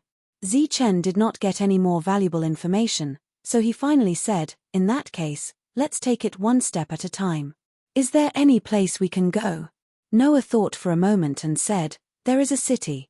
There are no experts there, and it is said that it is not under the Ghost King's control. We lived there for a while." Zichen said, "Then let's go there first." Zichen did not know much about this world, especially his own situation. Chapter 37-24. Under Noah's guidance, Zichen saw a city before they even left the desert. Of course, that was if this place could be considered a city. The barricaded fence was about 10 feet high. It was probably because no one had repaired it for many years, as there were gaps in several places. Compared to a city, this place wasn't too big. However, there were many people coming and going. Noah pointed at the small city and said, "This is Sandstar City. It is said that blue crystal grains were first discovered in this area. It was very prosperous back then, but after many years of mining and excavation, the blue crystal grains here have long been mined out. Over time, the mining forces left one by one, causing this prosperous city to decline. However, there are still some small forces and individuals looking for opportunities here. There were no guards at the entrance of this small city. After entering, they saw many dilapidated buildings. These buildings were densely packed, and many of them were high-rise buildings. One could see that this place was prosperous in the past, but now, it was even more dilapidated. After walking for about a quarter of an hour, they saw many decent buildings and an endless stream of people. The arrival of Zichen's trio did not attract much attention. However, there were some gazes along the way that would occasionally linger on Shan Ye. No matter the time, a beauty would always attract attention. After an hour, they arrived at a bustling area. Here, they finally saw the liveliness of a city. There were all kinds of shops. Noah said, "Although this place is not big, we can find anything we want. Of course, the prerequisite is that we have blue crystal coins to buy them." The three did not stop in this bustling area. They continued to walk east. After walking through several streets, They came to a slightly remote street. There were many shops here, but not many people came. For a moment, the owners and shop assistants of those shops looked at the three of them, eagerly waiting for them to come to their door. Faced with so many gazes, Chen was still expressionless. Noah was a little embarrassed and said in a low voice, "All these years, we have been hiding most of the time, so we haven't earned much blue crystal coins. The environment in this area is very good, and the price is also very fair." Chen nodded, indicating that he understood. Thus, the three of them walked to the end of the street and entered a very clean old house. An old shopkeeper received the three of them. The three of them rented a small courtyard with a total of 2 floors and 5 rooms. It was very clean and tidy. Although the furniture was a bit old, the material was very good. It exuded a faint fragrance, which added a bit of comfort to the place. It looked like a home. The shopkeeper was a talkative old man. He had known Noah and Shan Ya for a long time, so he introduced the history of the house to Chen alone. This house had been around for hundreds of years, and it had been passed down from his grandfather's generation. In the past, the family had prospered, so they built this big house. However, as the harvest of blue crystal granules decreased, many people left, including some of his clansmen. Therefore, the old man rented out the empty house to earn some blue crystal coins. From time to time, Chen would say a few words, and the conversation with the old man was quite pleasant. "Since there is no one else here, if you don't mind, this old man will prepare your meals every day. I will give you a discount on the price. The three of you only need to pay for the ingredients." The old man said with a smile, "Anyway, I have to eat alone. It will be more lively if the 4 of us eat together." "Then, sorry to disturb you." Chen did not refuse the old man's kindness. He walked the old man to the door with a smile. "As for the blue crystal coins, he will think of a way." Seeing that Chen had agreed, the old man's smile grew wider. The servant came immediately. Chen and the other 2 entered the room. He and Noah lived on the 1st floor, while Shan Ya lived on the 3rd floor alone. After the 2 of them found their own rooms, they went to the living room. At this time, the old man had returned with a pot of hot water. Noah picked up the pot and poured a cup of water for Chen. Chen tapped the table with his finger, lost in thought. Noah and Shan Ya sat at the side and did not disturb Chen. After a while, Chen stopped what he was doing and said, "What is the attitude of the people in this world towards the descenders?" Noah said, "There is no ambiguity. In fact, they are somewhat happy." Chen looked at Noah. "Somewhat happy? As far as I know, the descenders can make talismans. Moreover, their power is not inferior to soul weapons. However, the price is much cheaper, so they are very popular." Noah said, "However, the descenders are unable to condense soul weapons, so they need to buy some. It can be said that they are complementary to the soul hunters of this world." Chen nodded slightly and stood up. A light flashed in front of him, and a blank holy talisman appeared. In the next moment, the holy talisman pen Unfathomable also appeared. He prepared to draw the talisman. Shan Ya and Noah also stood up and looked at this scene curiously. Soul power surged, and the tip of the pen began to glow. Chen put down the pen. This was a movement that he had practiced countless times. It was like a memory engraved in his body. It was done in one go. A heavenly energy saint arm appeared, glowing with a bright light. However, the light quickly dimmed down. There were still no light patterns. "This is the talisman. It's so simple." Shan Ya was very curious. Chen picked up the talisman and said, "Does anyone want this?" Noah said with uncertainty, "Although it is not very powerful, it should be able to save the lives of those with lower cultivation realms. Perhaps someone wants it." Chen put away the talisman and said, "Let's go out and take a look tomorrow." That night, the old man called Chen and the other 2 for dinner. The 4 of them had a total of 8 dishes, which could be considered very sumptuous. As for the price of the ingredients, it would be calculated after they left. While they were eating, Chen learned the old man's name. He was Ted, a native of Sandstar City. He had been guarding this old house and lived a quiet life like a wild crane. According to Chen's sharp senses, Although the old man had soul power, he was only at the third realm. He was obviously not a threat to the three of them. This should be the main reason why Noah was willing to stay here. The next day, the three of them left the room early in the morning and went to various shops. Zichen saw some holy talismans. They were different from the ones he had drawn. The main problem was the material. However, Zichen also found something strange. That was, there were no shops selling talismans here. At least, there were none on the surface. This made him very puzzled. For 2 days, Zichen saw many talismans, but he did not see any shop selling blank talismans. On the third day, Noah suggested that they go out on a mission to earn some blue crystal coins. The most common mission here was an escort mission. Although it was very dangerous, the reward was very high. Obviously, after eating and living here for 3 days, he was already embarrassed.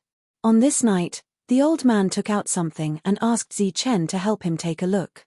Zichen, help me take a look. What is this thing? The old man handed a black thing that looked like jade to Zichen. Shan Ya said, we have seen it before, but we didn't see anything special about it. Zichen smiled and subconsciously released a wisp of soul power. Chapter 37:25. Zichen's expression changed because everything happened too suddenly. He just casually injected his soul power into it, but his consciousness instantly pulled Zichen into another space. Then, Zichen's expression froze.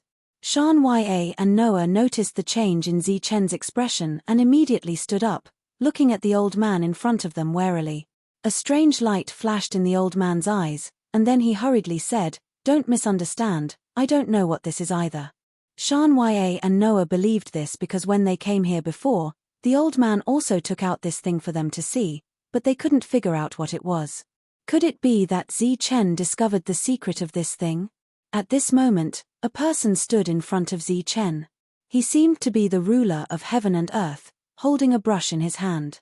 It was the holy talisman brush. He held the brush and raised it, but only one stroke. The world darkened. A huge crack appeared in front of him, and then the whole world began to collapse, as if it couldn't withstand the power of this brush. The destructive energy came in all directions, and even Zichen's body was sucked in. In the next moment, Zichen's consciousness returned, and his face immediately turned pale. In a short moment, he seemed to have consumed too much soul power. "Young friend, are you okay?" Ted looked at Zichen worriedly. Zichen shook his head and said, "I'm fine, just a little too much soul power." As he spoke, he handed the black stone in his hand to Ted. Ted didn't take it immediately, but asked again, "Young friend, do you know what this is?" Shan Ya and Noah were also very curious, because this was something they couldn't understand. Zichen didn't hesitate and said directly, "It seems to be a very powerful holy talisman art." "Holy talisman art?" Ted was slightly stunned and said, "There's actually a holy talisman art inside?" Zichen nodded and said, although it was just a quick glance, "It shouldn't be wrong. It's the holy talisman art." The old man shook his head regretfully and said, "What a pity. Since it's the holy talisman technique, it's useless to me." Zichen asked curiously, "Where did you get this thing? Why? Are you interested?" The old man's eyes suddenly lit up, and he said in surprise, "Could it be that you are a descender, Zichen?" Zichen nodded. "That's great. The holy talisman is most suitable for descenders. You can have it," Ted said. "Of course, I'm a businessman, so I'll give you a discount." Zichen shook his head and said, "This thing is too precious. Even with a discount, I can't afford it." Ted couldn't see what was inside, but Zichen could see it clearly. It was definitely a powerful holy talisman art. To him, it was priceless. Seeing Zichen refuse, the old man became anxious and immediately said, "Don't, no matter how precious it is, it's useless to me. To be honest, this was left behind by a tenant. It can be considered as paying for the accommodation." This old man found many shops to sell it, but no one wanted it. "Now that I finally met a fated person, Zichen, you have to accept it." "Yes, this old man has a feeling that this thing exists for you," the old man said with a smile. The expression in Noah and Shania's eyes changed. This was because from the old man's expression, It seemed that he couldn't sell it and wanted to promote it. Zichen shook his head again and said, "The price of this thing is really high. It's comparable to a supreme treasure to all descenders. If you sell it to them, the price is unimaginable." Ted's eyes lit up and said, "Zichen, since you've said it so clearly, this old man believes in your character even more. This thing belongs to you." Zichen smiled bitterly. This was of course a good thing, but he didn't have a single blue crystal coin on him. He couldn't say that he owed it to the old man. The old man had to be willing to accept it. "How about this? I'll leave it with you first. Don't sell it to anyone else. We'll go out on a few missions and come back to buy it when we earn some blue crystal coins." Noah immediately said. He obviously knew what Zichen was worried about. "Can't descenders sell talisman papers?" Ted said, "Zichen, can't you sell talisman papers? Or can you use talisman papers to pay off the debt?" Hearing Ted's words, Zichen's eyes lit up. That's right, since Ted had lived here for so many years, he naturally had his own business. Moreover, this unknown holy talisman art had the power to destroy heaven and earth. He really didn't want to miss it. "Can you take a look at these and see if they can be used?" Zichen's hand flashed and several holy talismans appeared. These holy talismans had no rank. They were very powerful in the outside world, but here, they were ordinary. Ted was worthy of being an old man who had lived here for many years. He naturally had good eyesight. He only took a glance and said, "The soul power contained in these talismans isn't strong. Zichen, you must have brought them from the outside world, right?" Zichen nodded and said, "I wonder if anyone wants this thing." "Of course, someone wants it." Ted said, "There are more people who want this thing, but the price isn't high. After all, only existences below the soul illusionary realm can use it." This made Zichen completely relieved. He immediately took out all the holy talismans he had and said, "I still have some on me. I'll give them all to you after I'm done. By the way, can you help me buy some talisman papers from this world?" Ted asked in surprise, "Talisman papers? What's that?" A light flashed in front of Zichen and a blank talisman paper appeared. "It's this kind of thing. You must use it to write talismans." Unexpectedly, Ted shook his head and said, "There's no such thing in this world." "No talisman papers?" Zichen was stunned. "Then where do the holy talismans in this world come from?" Ted didn't even think about it and said directly, "Heaven and earth will sense it and form talismans." Zichen looked thoughtful. He cupped his fists at the old man and left the table alone. The old man looked at Zichen's back and said nothing. Black jade stones and a large number of holy talismans were placed on the table. Noah and Shan Ye were confused. They didn't understand why Zichen suddenly left. Zichen returned to his room and sat cross-legged, motionless. If he had a vague understanding of the holy talismans in this world before, then Ted's words were equivalent to dispelling the fog, allowing Zichen to see a faintly discernible path under his feet. He was silent for a long time, but his mind was playing the action of writing talismans over and over again. The soul power in his body began to surge. The surging soul power gradually became restless, which gave birth to a strong desire in Zichen's heart. This was the desire to write talismans when his soul resonated with this world. The holy talisman brush suddenly appeared in Zichen's hand. When Zichen opened his eyes, there was a flash of light in his eyes. In the next moment, the soul power in his body began to surge, like numerous spirit snakes converging at the tip of the brush. The soul power surged, and Zichen drew talismans in the air. Using heaven and earth as the talisman paper, he wrote his will in heaven and earth. In other words, he wrote his will. The brush fell. It was done in one go. Buzz. Heaven and earth responded. Countless soul power surged around, forming a vortex, and came in front of Zichen. A light appeared where the soul power converged. It was the holy talisman. A holy talisman that perfectly matched the rules of this place. Chapter 37:26. The holy talisman floated quietly in front of Zichen. It was still the same heavenly saint arm, but this time, its power was much stronger. The talisman paper glowed, and one could clearly sense the powerful soul power contained within. Zichen's face revealed a trace of joy. The moment the talisman was formed, he felt his soul become incomparably compatible with the laws of this place. Just like when he condensed his first soul power in Carter, he once again obtained the recognition of the laws of this place as a descender. Knocking sounds came from outside the door. Zichen got up and prepared to open the door. As he took a step forward, Zichen's legs went soft, and he almost fell. Only then did Zichen realize that the soul power in his body had been completely depleted. He staggered forward to open the door.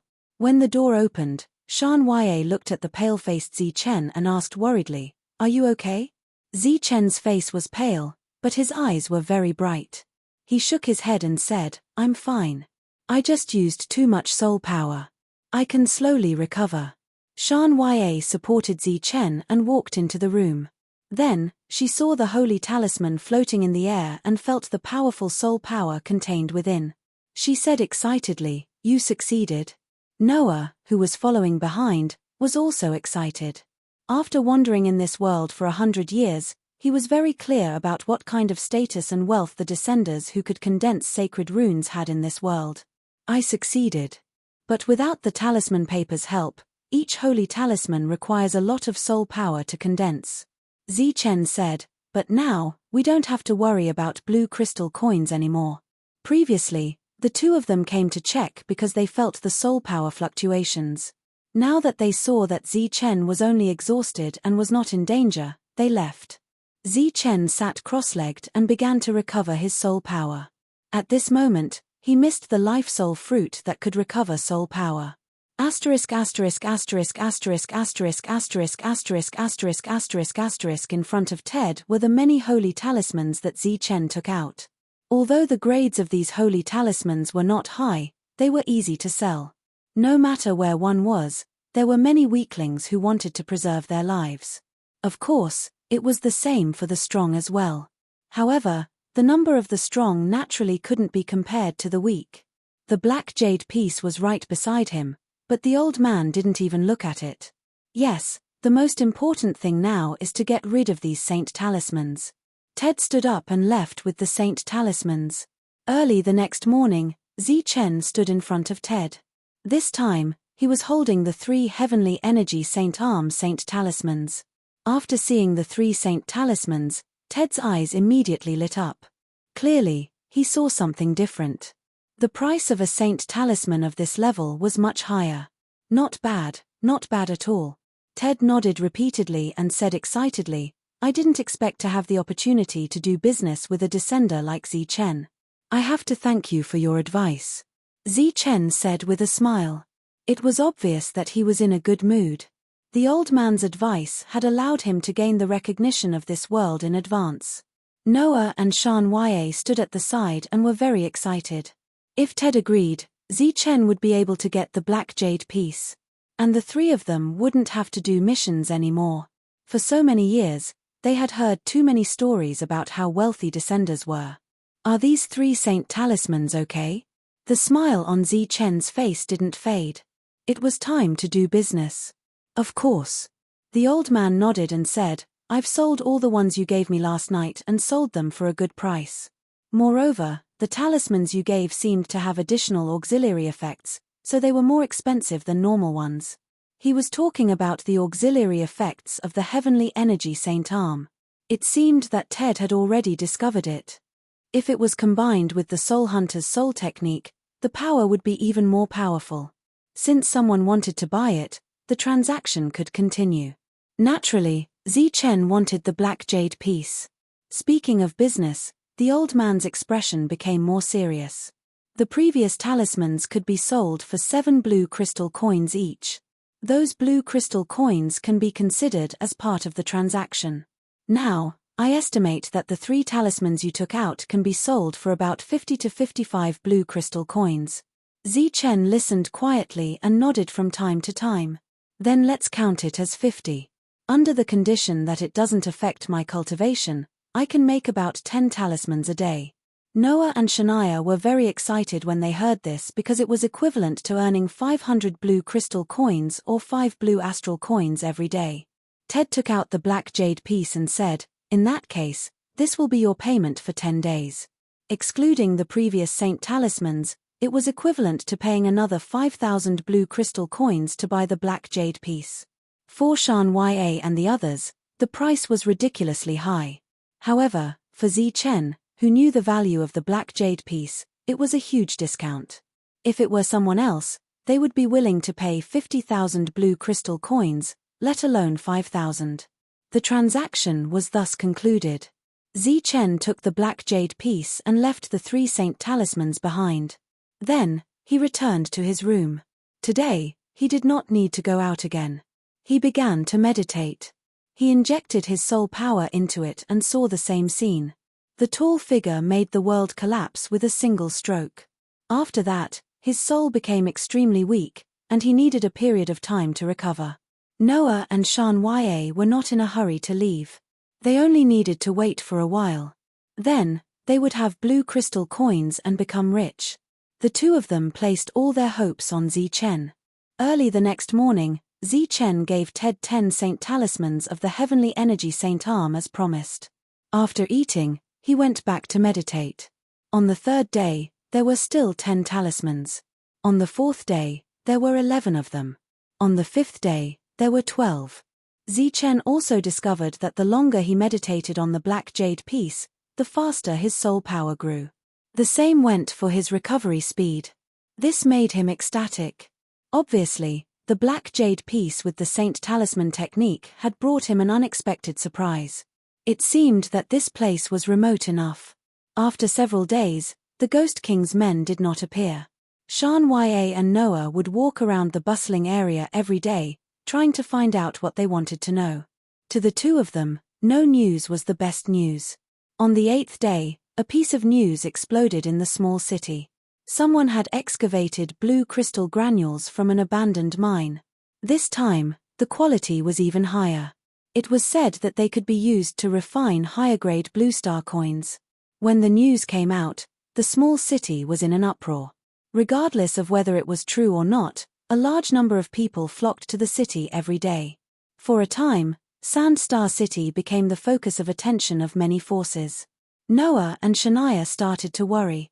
With such a big thing happening, it was impossible for the Ghost King's people not to come. On the 10th day, Zichen completed the agreement in advance. Chapter 37-27. Zichen looked at the old man in astonishment. On the phone a look of shame appeared on the old man's face, and he continued, "I know that this is indeed a little too much, but I won't let you make this trip in vain. I will return all the blue crystal coins that I have earned over the past few days to you as a reward for this trip." The old man's offer surprised Zichen, but he shook his head and refused. "That won't be necessary. The value of the black jade slip is enough for this mission." The old man's additional request was for Zichen to help escort someone to a place called Star Ocean City. Zichen had never heard of that place, but according to Ted, it was very far away and there might be great danger along the way. Seeing Zichen agree so readily, Ted patted Zichen's shoulder and said, "The journey this time is long, so I can't let you make this trip for nothing. In the next 2 days, I will prepare some things for you to use along the way." The old man was well aware of the trio's current situation. They did not have any extra blue crystal coins to buy other resources. If a battle broke out along the way, the trio would consume a lot of their energy. Without any external items to rely on, they could only slowly recover their energy. As a result, the danger would naturally be greater. Zichen did not refuse this time. Resources were related to his life, so he naturally could not be careless. When Zichen told the two of them about this, they were only surprised. They did not even have the necessary vigilance. This surprised Zichen. He immediately asked the two why they were so relaxed. In the end, Shan Ya's answer made him not know whether to laugh or cry. "How dangerous do you think a mission assigned by a third realm cultivator will be?" This answer made some sense, but one had to be careful in everything. Looking at the serious Zichen, Noah smiled and said, "You've seen what kind of city this is. Even if there is danger, it won't be a threat to us. Moreover, because of the blue crystal grains, this place has become lively again. Many factions are planning to relocate here. If we leave now, We can be considered to have left this place that is about to become a place of trouble. This is a good thing. Even if there are dangers along the way, it's nothing compared to what's about to happen in Blue Sand City. The only regret is that we can't explore the mineral vein. Seeing how optimistic the two of them were, Zichen didn't say anything else. That night, the four of them had dinner together again before returning to their respective rooms. It was late at night. The old man sat in the living room of his house. He was still awake, and no one knew what he was waiting for. The crystal ball emitted a soft light, illuminating the surroundings. Not long after, a person came to the living room and entered without invitation. The old man raised his eyelids and glanced at the old man. The newcomer sat across from the old man and poured himself a cup of water. Looking at the cold water in the cup, he frowned and said, "The water is cold. This is not how you treat your guests." The old man said, "If you have something to say, say it. This time, my people will be the ones in charge of the escort mission. So, after the mission is completed, I want 80% of the reward." The person lightly knocked on the table and said, "80%? The old man snorted. "You have a big appetite. This is a business that I invited. It's one thing for you, the city lord of Blue Sand City, to butt in, but you actually want 80% of the reward. Do you think that's possible?" This person was actually the city lord of Blue Sand City. For a third realm old man to talk to the city lord with such an attitude, his identity was clearly not ordinary. The road ahead is long, and we don't know what dangers there will be. I've sent a large number of people, but you only sent 3. I'm already giving you face by letting you get 20%. The city lord of Blue Sand City said, "Because those 3 people of yours are dispensable. They don't have to do anything, and you're getting 20% of the reward." The old man shook his head and said, "If that's the case, then let the 3 of them escort. I don't want any of your people, and don't even think about getting any of the reward." The city lord of Blue Sand City looked at the old man with a strange gaze. "Just what is the reason that you're willing to sacrifice some of your wealth to let the 3 of them leave this city? Could it be that the 3 of them have some special identity? At least 40%. The old man said, "That's my bottom line." Looking at the resolute old man, the city lord of Blue Sand City nodded and said, "Very well, we'll do as you say." He stood up. The old man said, "We'll leave early in the morning the day after tomorrow." The city lord of Blue Sand City turned and left. However, as he did so, a mocking smile flashed across his face. As the city lord left, another person walked in. This person's face could not be seen clearly, and he was dressed in a black robe, standing in the shadows. If one did not look carefully, it would be almost impossible to discover his presence. Go prepare 12 soul hiding talismans, 6 soul returning talismans, and 1 death substitution talisman. Looking at the black-robed man, the old man gave the order. The figure in the shadows hesitated and said, "We've already given them such valuable items. Should we remind them again?" The old man said, "No need. Zichen is not an idiot. If he can't even see that, then he would have died for nothing." "Yes." The figure in the shadows disappeared into the shadows again. Early the next morning, Zichen sent over 10 heavenly saint arms. He needed to exchange them for some blue crystal coins to use on the journey. After taking away the saint talisman, the old man took out the other things he had prepared and handed them to Zichen. Seeing these saint talismans, Zichen's eyes were filled with surprise. He never knew that the saint talisman had such a great effect. It was comparable to those pills. After knowing the use of these saint talismans, his expression became serious. The value of these things was much higher than 5,000 blue crystal coins. The fact that the old man had taken out so many good things was enough to prove that this mission was not ordinary. "What do you need me to do?" Zichen asked. "You need to send someone safely to Shanghai City." "Who?" "You'll know when the time comes." The old man patted Zichen's shoulder. "Rest well for the night. We'll set off early tomorrow morning." At night, in the city lord's mansion, a shining saint talisman floated in the air, its light enveloping the entire hall. There were only 2 people in the hall, the city lord and his most trusted and most capable subordinate, Yi Kang. Yi Kang was wearing battle armor and his body was filled with an iron-blooded aura. He half knelt on the ground and cupped his fists. The city lord said, "This time, you have to be careful when you escort them. I don't trust that old thing, so the employer might not be the master you think he is. As the saying goes, it's hard to distinguish between the real and the fake. You must be careful and find out who the real employer is." A ruthless light flashed in the city lord's eyes. He wiped his neck with his hand. "After you find out, act according to the plan. The second thing is, after the matter is done, immediately inform the Ghost King's people and hand over the 3 of them. Chapter 37:28.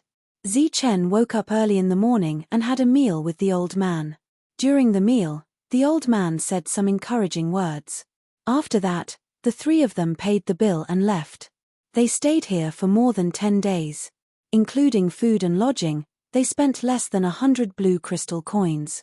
Although many people had come to the city during this period of time, the street was still deserted. From time to time, people would look over from the shops on both sides of the street. This time, Noah was no longer embarrassed, because Chen could be said to be extremely wealthy. After walking out of the street, Chen walked towards the agreed place.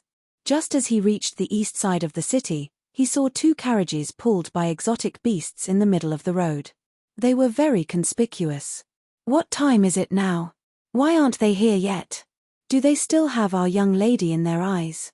It was a woman. She should be the servant of the employer. Dissatisfaction was written all over her pretty face. In addition to the maid, there were 4 middle-aged men with calm auras standing next to the carriage.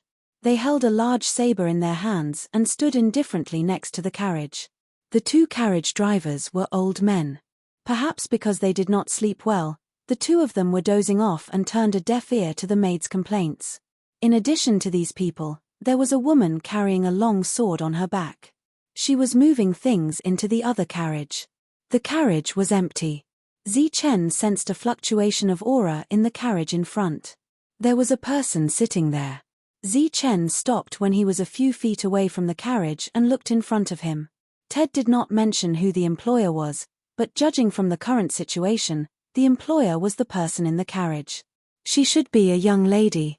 At this moment, the servant girl who had been complaining incessantly also noticed Chen and the other 2.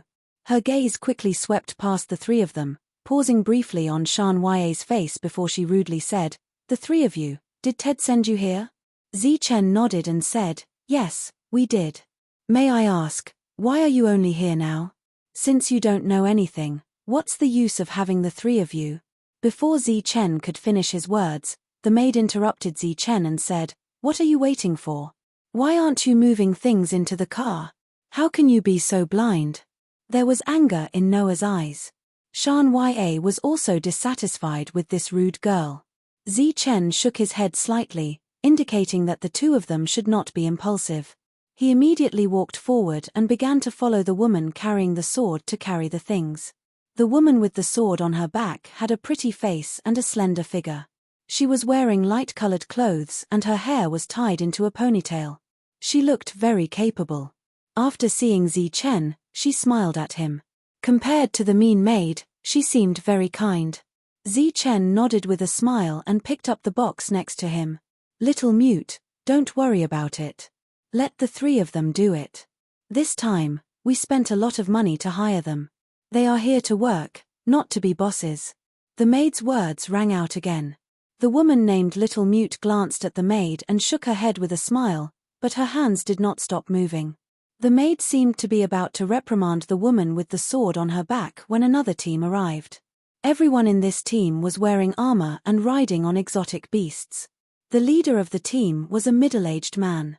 As they approached, an iron-blooded aura hit them in the face. Feeling this aura, Chen's hands slowed down slightly. He subconsciously looked to the side. It was a team of about 100 people who had been through hundreds of battles. "You're finally here." At this moment, the maid immediately stepped forward and said in a tough tone, "I thought you weren't coming. How can we not come when we have an agreement?" On the back of the exotic beast, the iron-blooded general showed a faint smile on his face, looking a little carefree. Unexpectedly, the maid did not seem to buy it.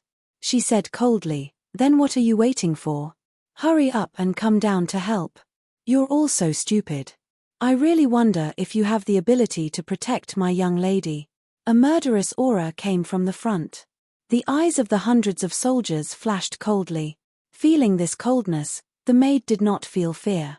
Instead, she looked at the crowd provocatively. What? Are you rebelling? Do you still want the reward this time? Yi Kang gently raised his hand and the murderous aura behind him immediately dissipated. He saluted the maid and said, "Young lady, you must be joking. We didn't mean that. Besides, I also think that they don't need our help anymore." The maid said unhappily, "You don't believe me when I say that you don't have good eyesight. I'm not a young lady. The real young lady is in the carriage. You said that you, all right, little you. We still have to trouble the generals to protect us. We are the ones who need your help. Be polite." A gentle and pleasant voice came from the carriage, directly interrupting Little Yu's words. Little Yu is used to being rude since young. I hope the generals won't blame her. With a pleasant voice and an apologetic tone, as well as addressing everyone as general, those people immediately lost their temper. Yi Kang even laughed heartily and said, "Young miss is too polite. Protecting young miss's safety is our duty." Then, Yi Kang looked at Zi Chen and said, "Little brother, do you still need help?" Zi Chen raised his head and said, "No need. I don't need much." Yi Kang smiled again and said, "I can see that little brother has a lot of strength. As for the three of you, when we came here, the city lord also told us that you are dispensable. Therefore, I will have to trouble you with the hard work on the road. For example, moving the goods and feeding our battle companions." Yi Kang patted the exotic beast beneath him. Obviously, this was his companion.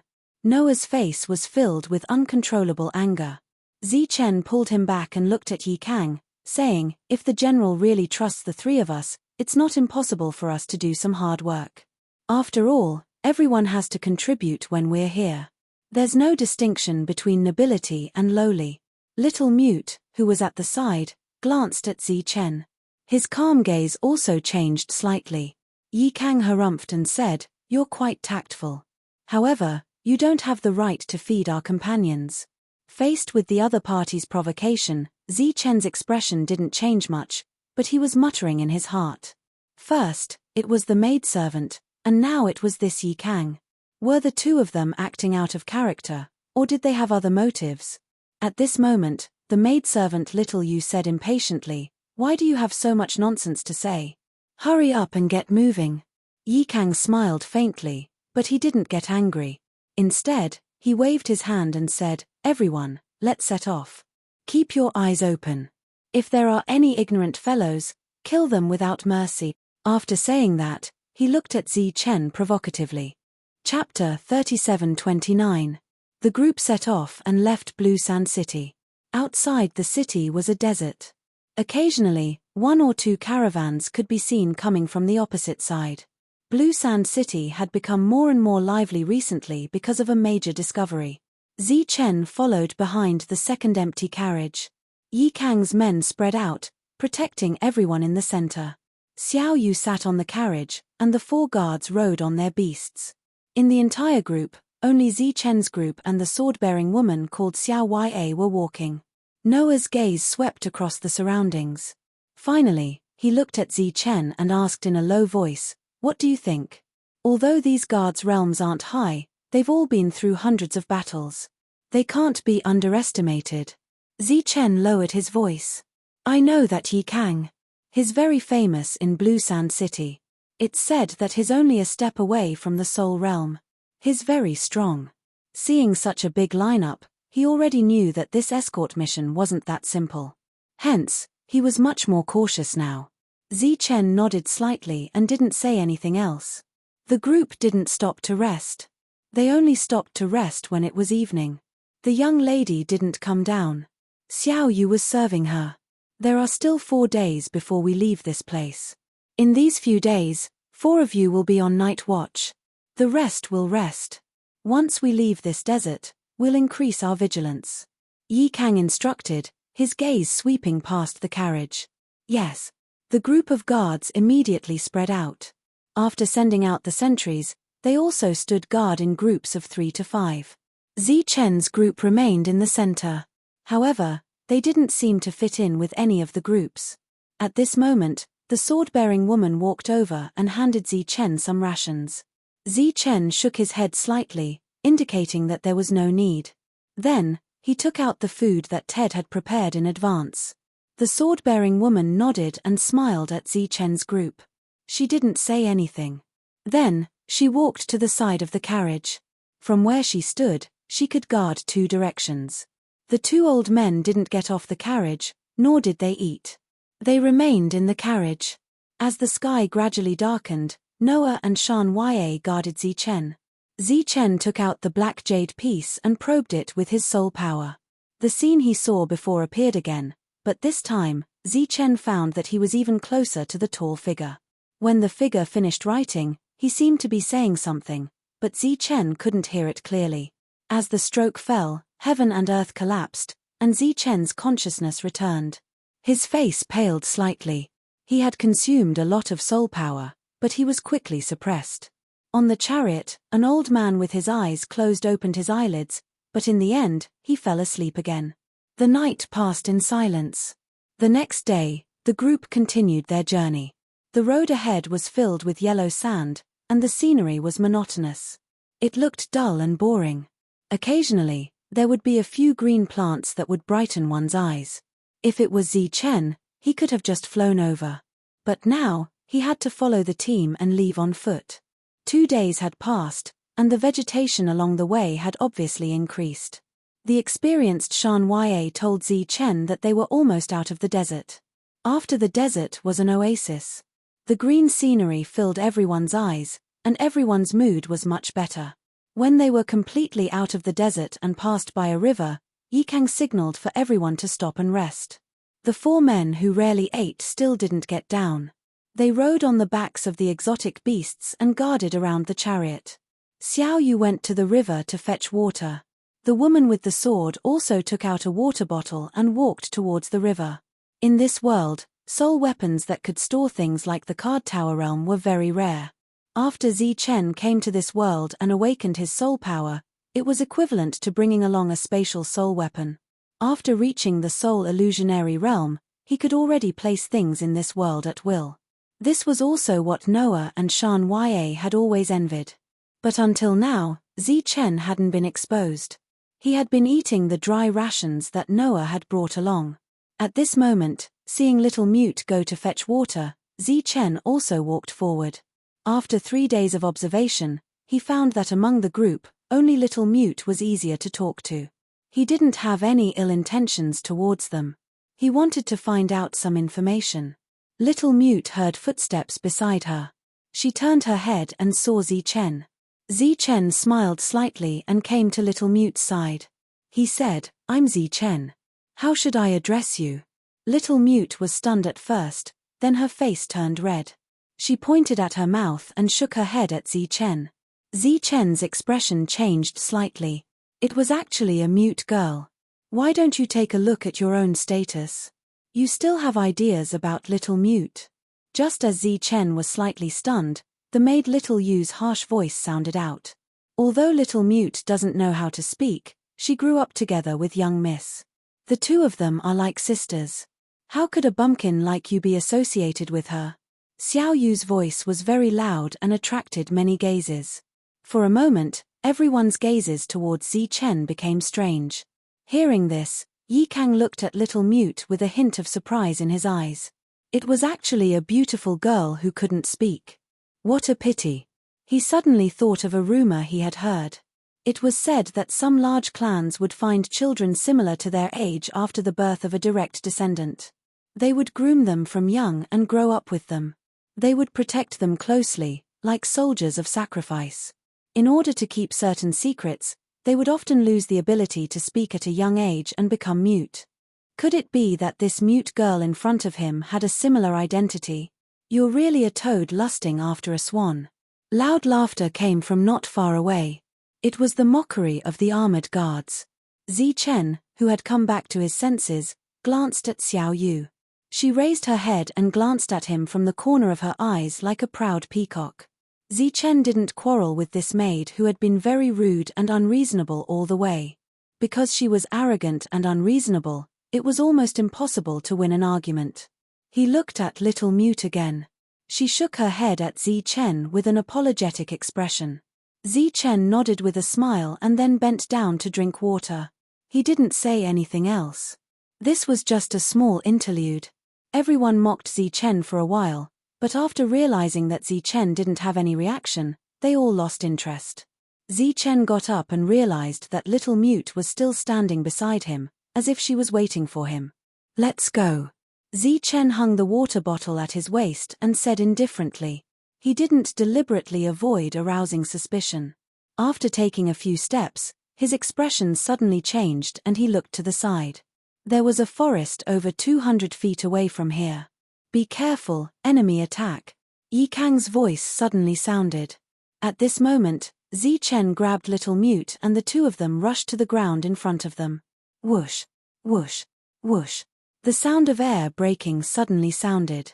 Countless black arrows flew in their direction and instantly flooded the place where the two of them were standing.